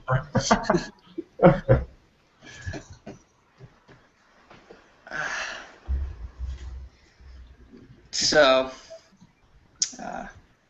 yeah. Okay. People are angry with me. I've ruined this session completely. Back to you, Wojtek. Oh, great. Maybe you can pick some questions from the chat. I'm just finishing the overpaint. Okay. So just give me 5 more minutes and I'll be done with that. Apparently my mom is disconnecting my internet. Saying go out with your friends. That would mean that my mom is an amazing hacker because she lives in the States and I live in the UK. But okay. She hired Anonymous to hack her. Yeah. She might be watching though. I'm not sure. She's watched a couple of sessions. My mom's very artistic. Nice. She's a really good painter. Cool. Traditional painter. Really? I didn't know that. That's cool. Yeah. And my granddad was a really good traditional painter as well. And has released a lot of books in the past. Wow. So that's the family business, right? Sorry? So that's the family thing. Maybe. I don't know. I mean, that's a bit, right? Yeah, it's definitely possible, I guess. Yeah, same for I me. don't know. I've always wondered that. Is creativity, is that something genetic, or how does that work? I think it's both it's both nurture and nature. I think it has a lot to do with the way you grew up as well. I mean, I feel like everyone's creative in some sense, but maybe not necessarily artistically. But creativity in general is a lot broader. So. You can be a programmer and be creative. Exactly, yeah, there you go. And it can be super mathematical and you can still be creative. Actually, I think programmers have to be very creative because they have a lot more problem solving to do than us. Yeah, man, and such an abstract medium. Like, I don't know, the text. It's just... I think it's kind of cool though. Like, there was a period when I made video games when I was about 14 or 15 with this program called RPG Maker. And to make cool stuff, you actually needed to learn some basic scripting, which was Python, I think. And actually, I don't know if you know Python or if you've heard of it, but I actually really enjoyed it. I really enjoyed, you know, working with like if and else cases and you know, variables and all that kind of stuff. Because yeah, I can understand there is a challenge in doing stuff with code as well. But yeah, I guess at the end of the day, images are more fun still. Okay, so I'm gonna look up some questions. Oh wait, actually I'm gonna. People are saying I'm drunk. I'm not drunk, man. Seriously. Actually, I'm gonna see if I can find one of my granddad's paintings online since someone's asking. Yeah, man, that would be cool. Let's see. I'm not sure because like. If I would probably find it better if I typed it in Portuguese, but my Portuguese is really bad. So.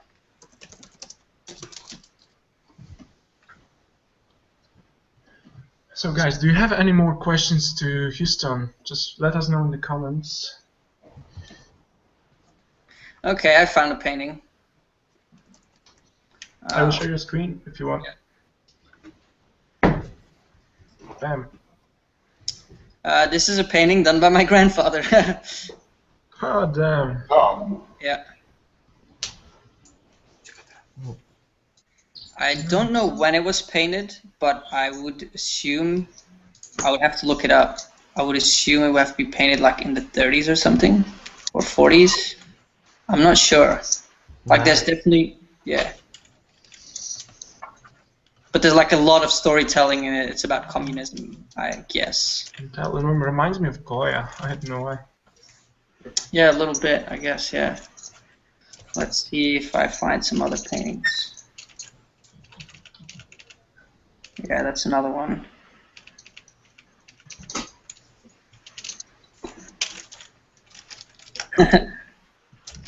Times sure have changed. I remember sleeping in his atelier and like smelling the paint. It's like a very like specific smell, like certain paints. You know, it's got something about it. Different ingredients, different chemical stuff, right? Yeah, exactly. I guess this is one of. There's a lot of recurring themes. Oh yeah, there's some drawings from him. Yeah. Yeah. Awesome, man. It's nice you're sharing these. Yeah, pretty sweet. Going back to Houston.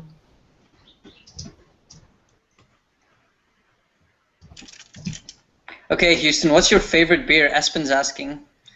Favorite beer? Oh man, I don't have a preference. I haven't been drinking for too long. You have to you have to pick an Icelandic beer. Can have Espen like give me 3 choices and then I'll choose one. Okay, Finland, 3 choices.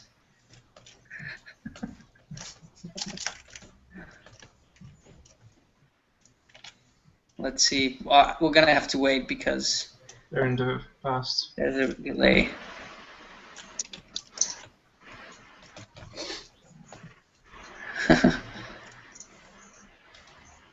Okay, I'll ask you some other questions in the meantime. Alright. How did you find, Houston, your style in digital work? Do you feel like you developed it in the same way that you developed your traditional style, or? I think it developed because of my traditional style. I don't really think I have a style. It's hard to say. Style is something I always wondered about too. Like, how do you find your style? But it's just something you fall into based on the things that you do in your painting and the things that you don't do in your painting.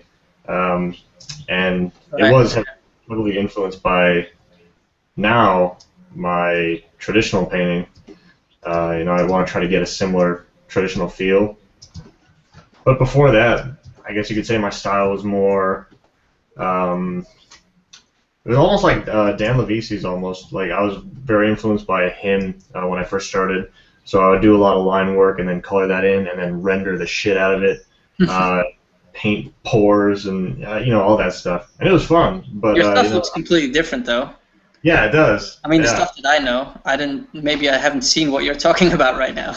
I mean, I remember one painting Deus Ex fan art, which was pretty detailed, and I think that was one of them. Workflow. Yeah, totally different than what I do now. Yeah. I don't know, and I feel kind of bad. I think some of my like followers and stuff like that a lot more than what I do now. But, well, I mean, but at least you're sort of following your own path, Like you always start by getting inspired by someone, but you tend to branch off at some point because you find your own passions and likes, and you sort of stick to that, right? Exactly. And if people are asking like how to find your style, you don't find your style. It just sort of happens. It's you. It actually does. Okay, so Espen is saying beer or beer. He doesn't know. Second one. Which one is it? 1, 2, or 3? 2. Okay, so it's beer number 2. All right. I hope that was the right choice. Heineken or Stellar? I don't think Stellar is a beer. I think he means Stella. I think he means Stella Artois. So Houston, what was the most favorite and memorable project that you had the chance of working on?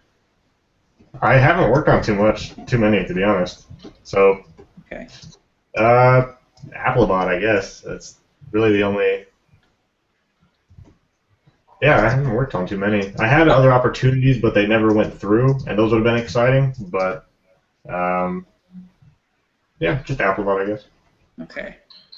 Someone is asking if he has to render the shit out of an image to compete in the freelance world. Do you think it's necessary to produce like really polished work? It depends on the what it's needed for. Like if you're doing like a marketing or a promotional image, then the people tend to want rendered images. Yeah. You can get by just fine if you're doing say concept work or just pitch work. If you keep it loose, as long as you create a compelling image, the rendering doesn't really matter that much. Yeah. I mean, why do you think, I know I keep bringing up Sergei Kolosov, Pei-Ling, his work is not rendered at all. You can see every single brushstroke. And yet, I mean, look how popular his work is. Look how successful it is. Yeah, people just like it if you have good fundamentals. Yep. People don't know why they think it's amazing, but they just do. Like we all have eyeballs, and we all understand what is good and what is not good. Some of us just know how to reproduce it. Some of us know how to explain it, and most of us just feel it only, basically. Yep.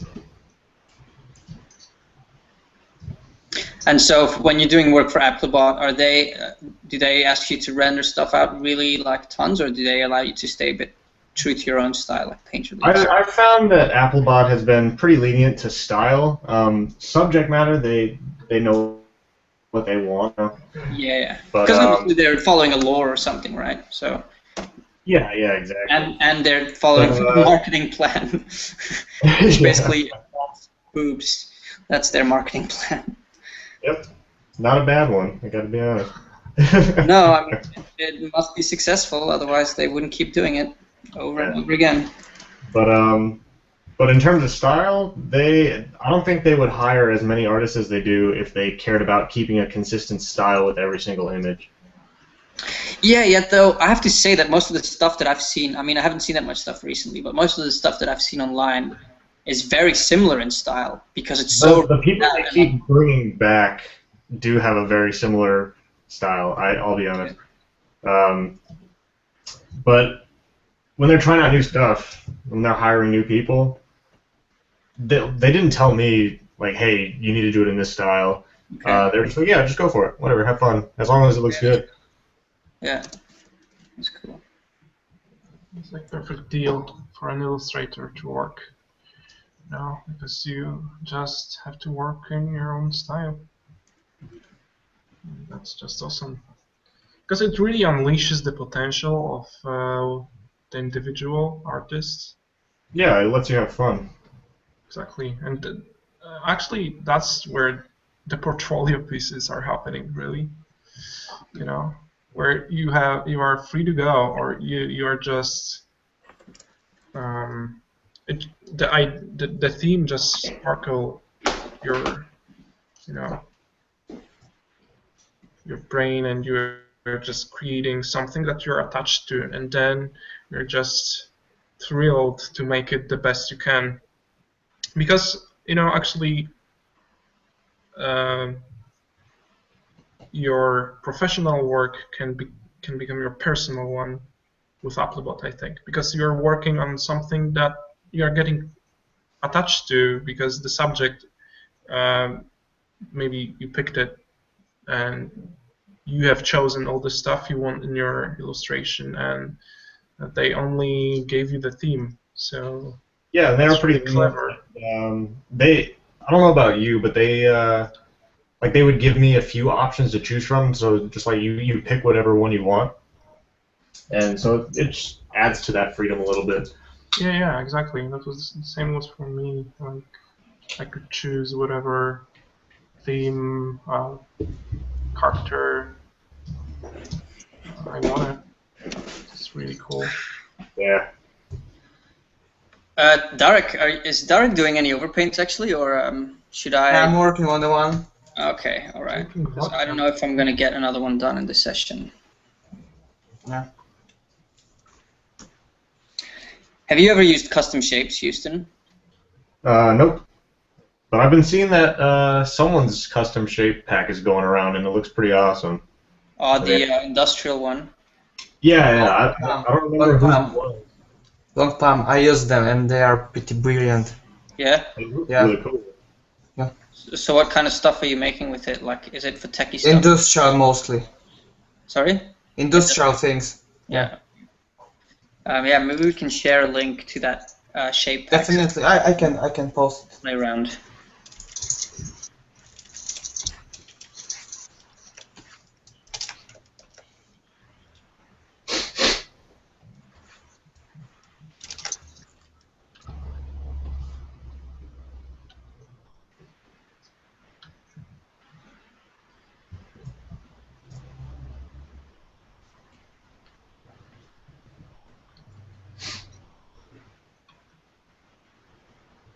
Yeah, it's starting to look really nice, man. I love the subtle color use that you Damn, do. you're fast, man. You're super What? fast. I mean, even though it's like almost 2 hours, I think I don't see a full res, but I think it's quite a lot for hour and a half. Actually, Thanks, man. that's plenty of detail. Yeah. Appreciate it.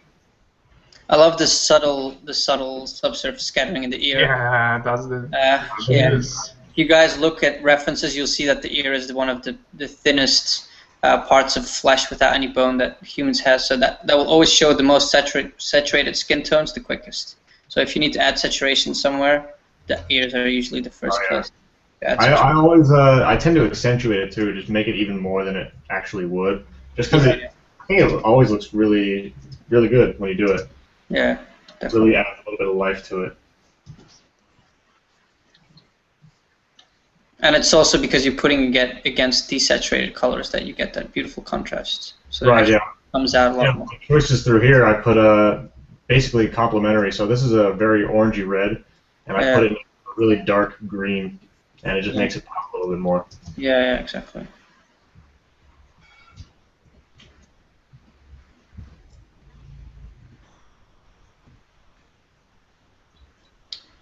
I'm doing something that's not good, and that's avoiding the problem areas. So I still haven't even worked out what's this area right here. I don't know. See if I can do it before the thing ends. We got time, man. We got I mean, time. sort of.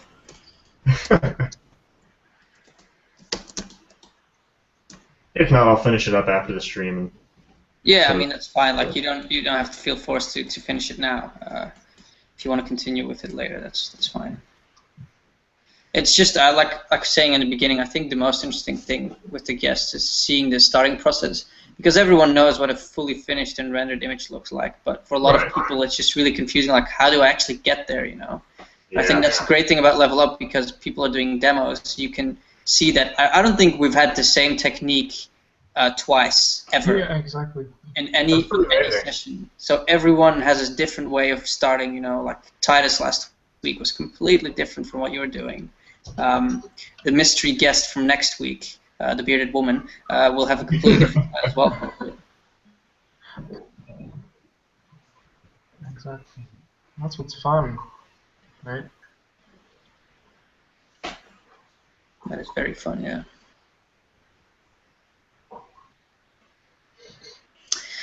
Emily Chen asks, what's the best way to improve? Quicker studies, longer paintings, or both? Where's the balance? Should I be doing one thing more than the other?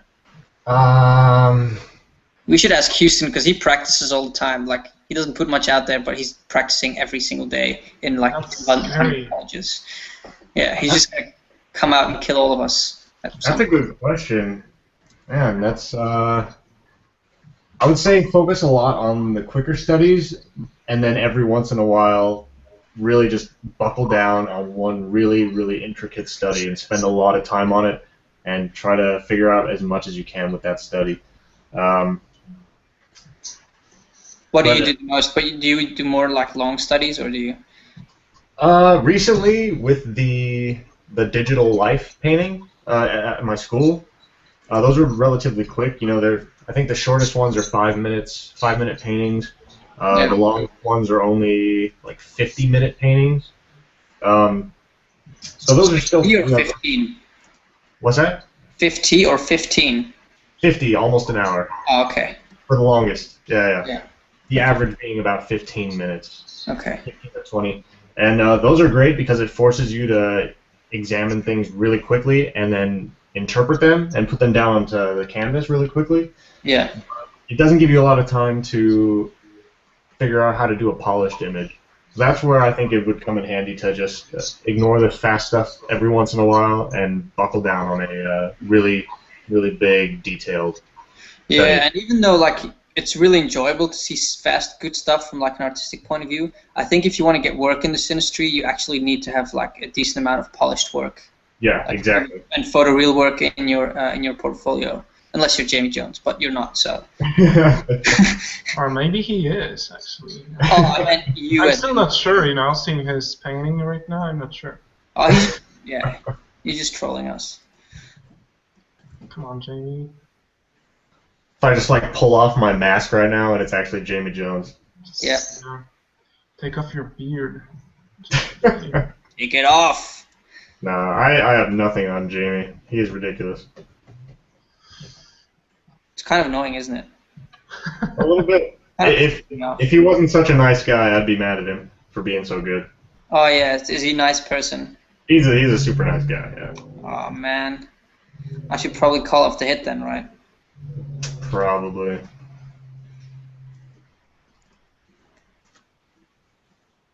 So Darek, are you almost done with your overpainting, or how's it going? Yeah, I think I need a bit, maybe 5 minutes yet.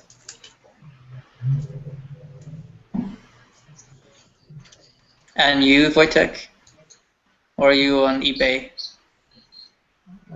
What should I look for on eBay? Underpants. Just like yeah, last. man, just found cool ones. I mean, SpongeBob. Yeah, always. SpongeBob was my best friend. You're such a terrible person, man. Why, man? I love SpongeBob. Yeah, I forgot.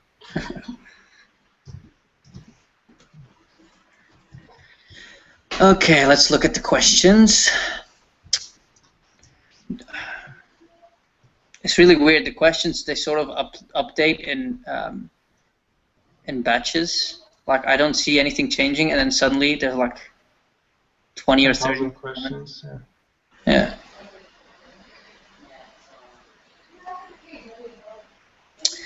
How to add values on a painting after it's done? You can always add values. That never stops, actually. I think we showed before how you can get your images to show up as black and white. Do you ever do that, Houston? Because actually, I haven't seen you looking at the image and values yet. Oh yeah, I do. I'd make a new layer like with the Shift Command Alt, or no, sorry, I don't do that. That's at the end. I can do an adjustment layer on the very top of everything with the hue and saturation. Yeah. And then just turn it completely down. Where's the?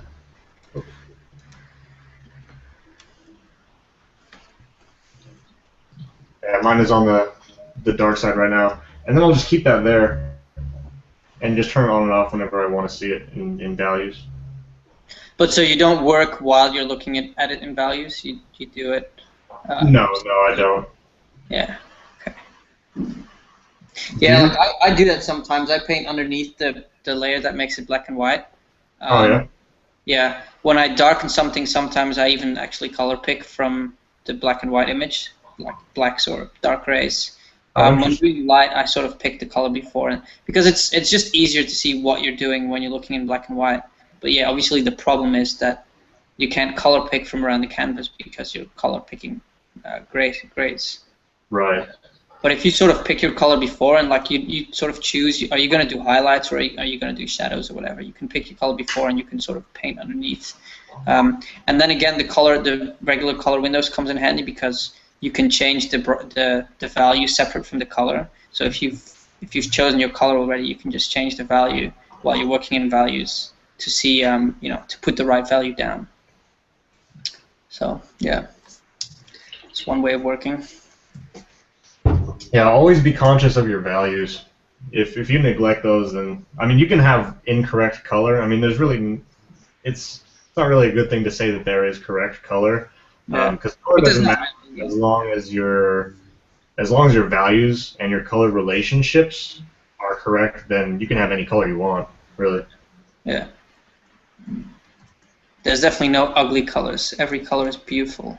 Right. It's just some colors may not be beautiful with other certain colors. So yeah. It's all about relationships, right? Yep. Yeah. And what is actually really good about learning about these relationships and how it all works is Richard Schmidt's Alla Prima. Yes, that is a great book. Amazing book. I love it. You can actually, that knowledge you can get from this book, you can apply it to digital. It's ascendant. Okay, that's cool. It's really amazing. I mean, it's like a Bible for painterly approach or what? Approach, yeah. Yeah, that's really good. I think he actually just came out with a second edition recently too. Yeah, because it was just out of print. Is it already out of print? No, the version before. Oh, okay.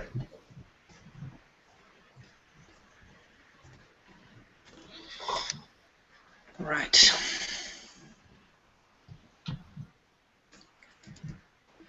Let's have a look. Houston, can you do a backflip? Can I do a flip? A backflip, not a front flip. Oh, a backflip. Yeah, are you going to do this? Can I just say yes and seem cool to everybody? Oh. Yes. Okay, then yes. Okay. So can you explain a little bit about the process, how it goes technically?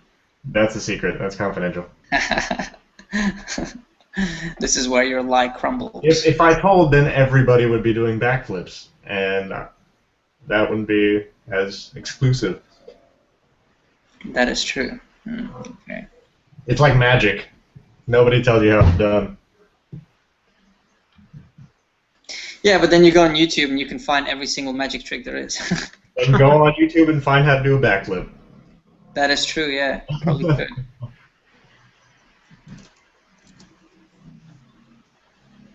Yeah, it's looking really nice, man. I like the subtle lighting on the, I don't know, like the stuff that's hanging above him, like sort of metal structure.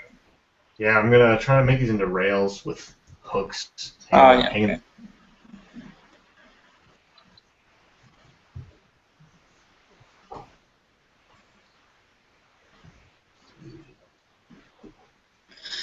Julia is asking, is the concept art world gender balanced, male dominated?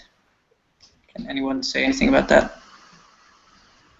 It's maybe just that when you're a boy, you're playing with cars, and when you're a girl, you're playing with dolls, you know? It's just the thing that there's much more, I don't know, in this industry, much more stuff that is appealing to boys. I don't know.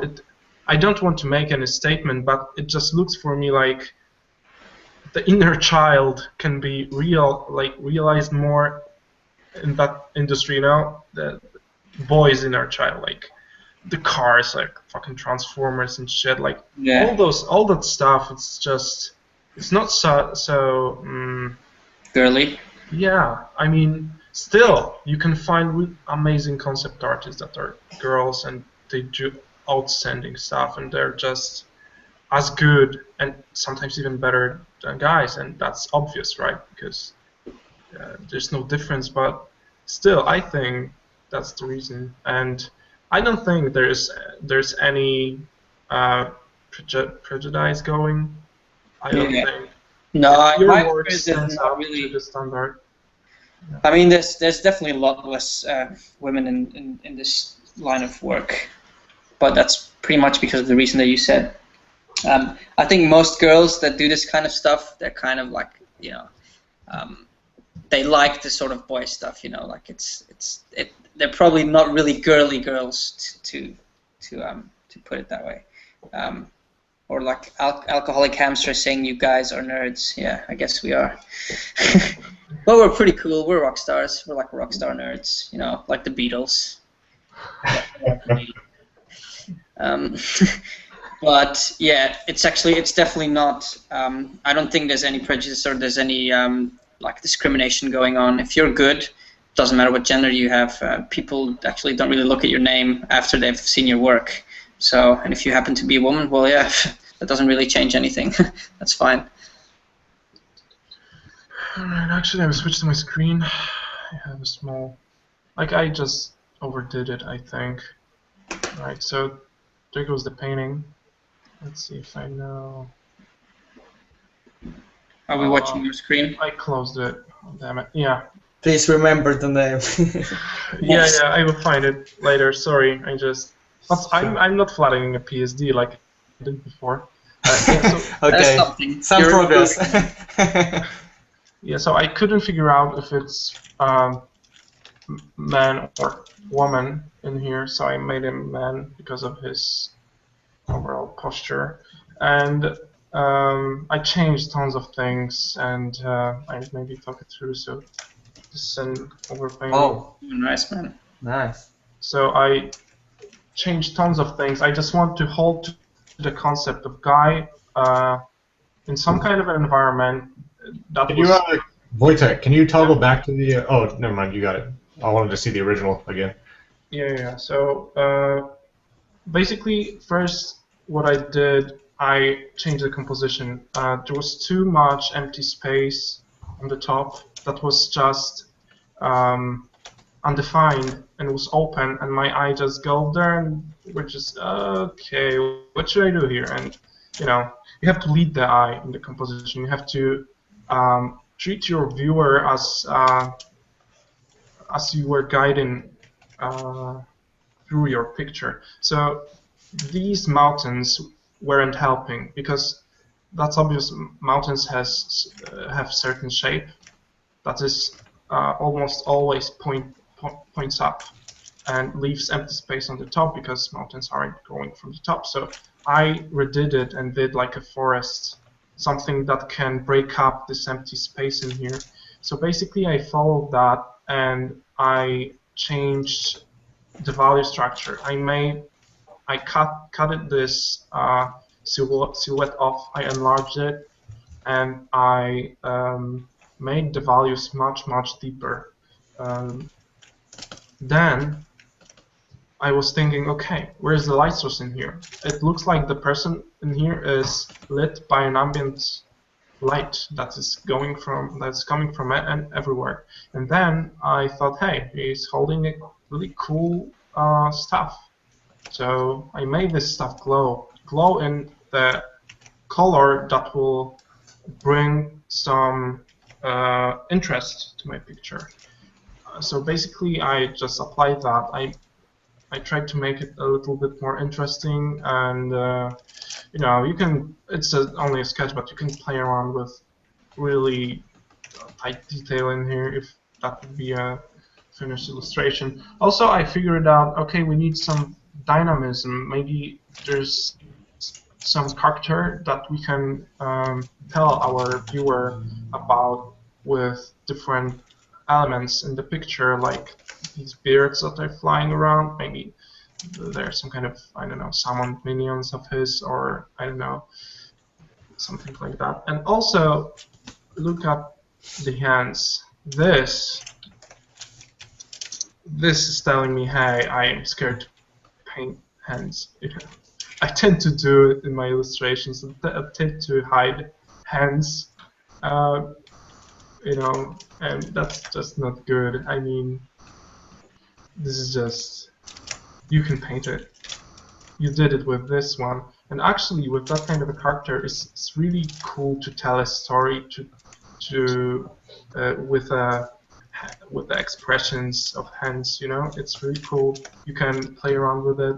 This is just a rough thing, but actually gestures are really expressive, almost like a face expressions. You can really just go in and you can tell so much by just seeing a hand in a different position.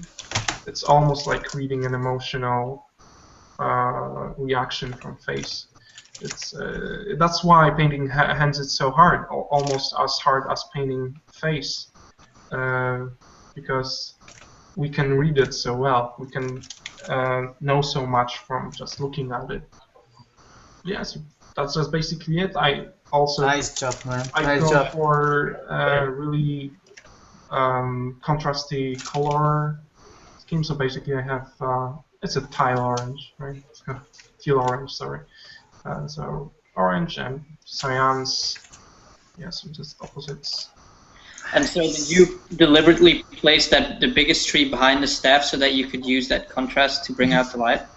Actually, I did it unconsciously, so I wasn't thinking about that. But yeah, that was probably it. It strikes much more. Maybe it's a little bit too heavy-handed right now, and I could, you know, go with this tree a little bit more, you know, just to vary this shape a little bit, to break it up.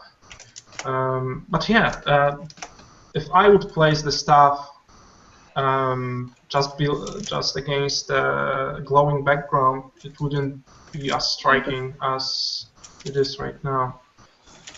Yeah, so that's the thing that you always have to think about when you're painting. If you want to put something in there and it's going to have a certain value, like it's going to be very bright or dark, try to work with contrast and try to make sure that the element behind it has like an opposite value, like a negative value, so that you can actually read the shape and play around with that. Because otherwise it gets very hard. Still, I would change the composition. I don't like it right now. I feel like I want to see a little bit more of a person in here, a little bit more.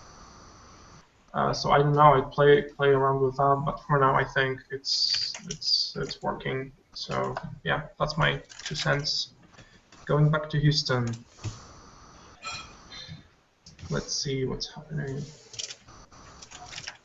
in the comments.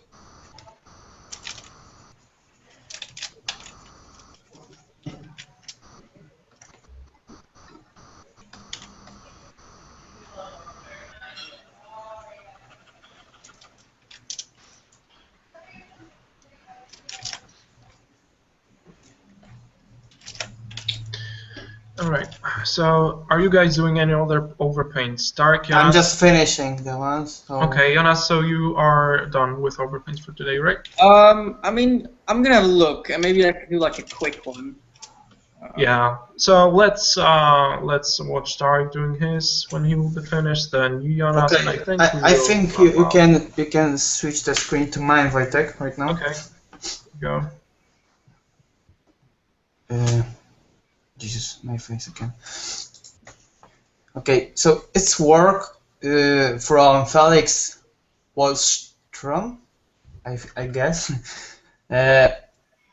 It's just kind of, the environment picture with some giant crying over the mountains in the background. And you can see some farm in here. And I think the composition overall is not composition, but the idea is overall not that bad. But the composition, just is a bit not balanced, and the things are, just stretching to the corners of canvas. So I made it a bit more clear in this one, and I left the same idea as it was with that giant crying over the mountains. But Nice, man. thanks, man. But what I wanted to do in this one is just,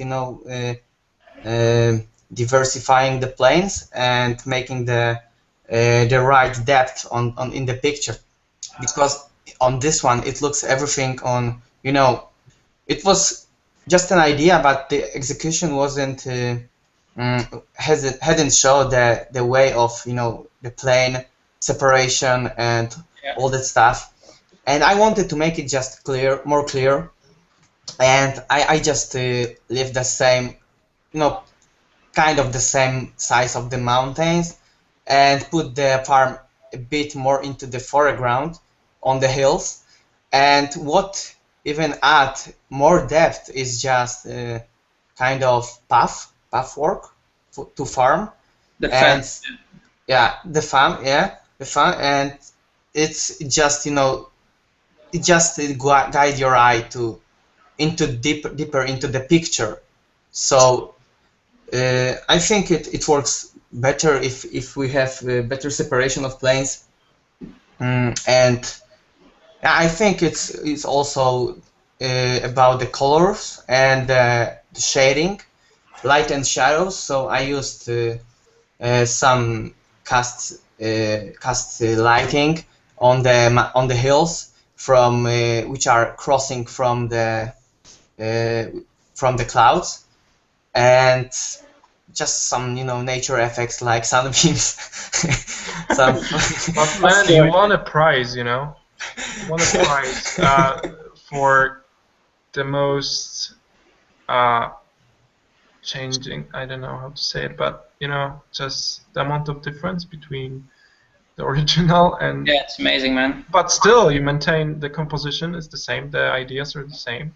Just freaking. That's like couple of levels, like couple of hundreds of levels up. Yeah. Thanks, guys. Well, yeah, we were talking about with Wojtek and Jonas last time about trying to stick to the initial idea of artist, and even just leaving the color same and all that stuff. And I just wanted to leave the same kind of climate, but it was too much white space in the picture, so I had to radiate the colors a bit more. But overall, it's kind of the same scene, and the camera is just set a bit better. So that's the key in this. Yeah, man, you're telling the same story, but exactly, but in the different way, and I think it's the more the way that shows all the basics, like separation of planes and lighting and the shadows and all the nature effects and the depth. So I think that's it. Nice, man. Really nice. Thanks, guys. Beautiful. Back to Predator. Back to Predator. Alright. We'll let you paint your Predator. So, Jonas, are you working on anything? Have you picked up anything? No. No? Alright. So, Houston, any final thoughts on the painting? I love it. I freaking love it. Yeah, I'm working on. Wojtek, have you switched the screen to... Yeah. Okay. I did. I don't know. I mean, if there are any other questions, I can answer. So, guys, any other questions to Houston before we wrap up? No, people want Dan Luvisi. They're like, Dan. Oh, come on. We have Houston. He's awesome. Exactly. Go away. And his beard is way more epic than Dan's, so. Oh yeah.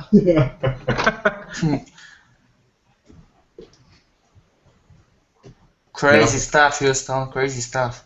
I really thought you make an Oscar statue, but I think. Hey, I can. Oh god, yeah, it looks way too. I need to put some face in there or something. Awesome. All right. So once again, please subscribe to our channel.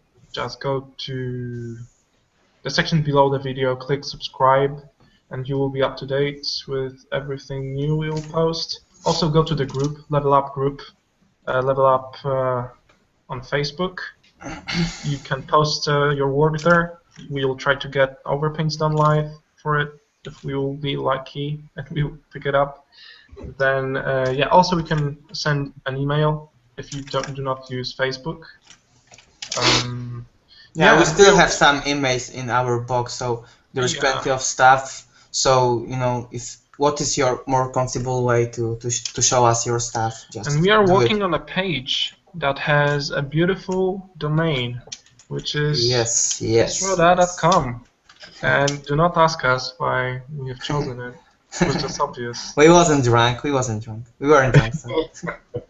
No, man, we were completely sober. Exactly.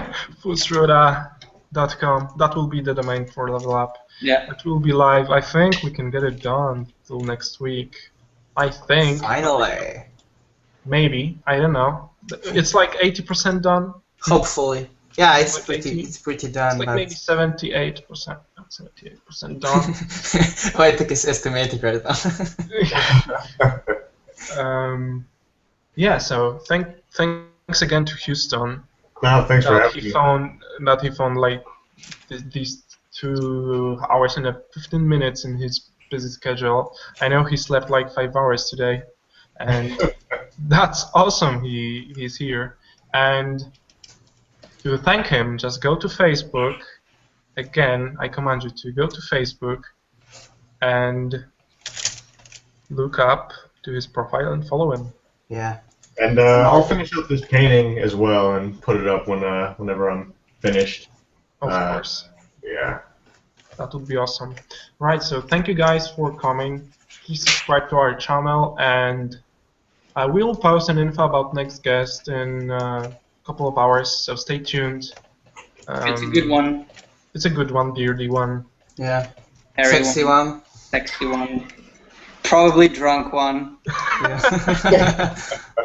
All right. Thank you, Houston. Thank you again, and thank you guys for coming. We love you and watching. Yeah, thank you for watching. See you next week. Ciao. Next week. Next week. Ciao. Cheers. Bye.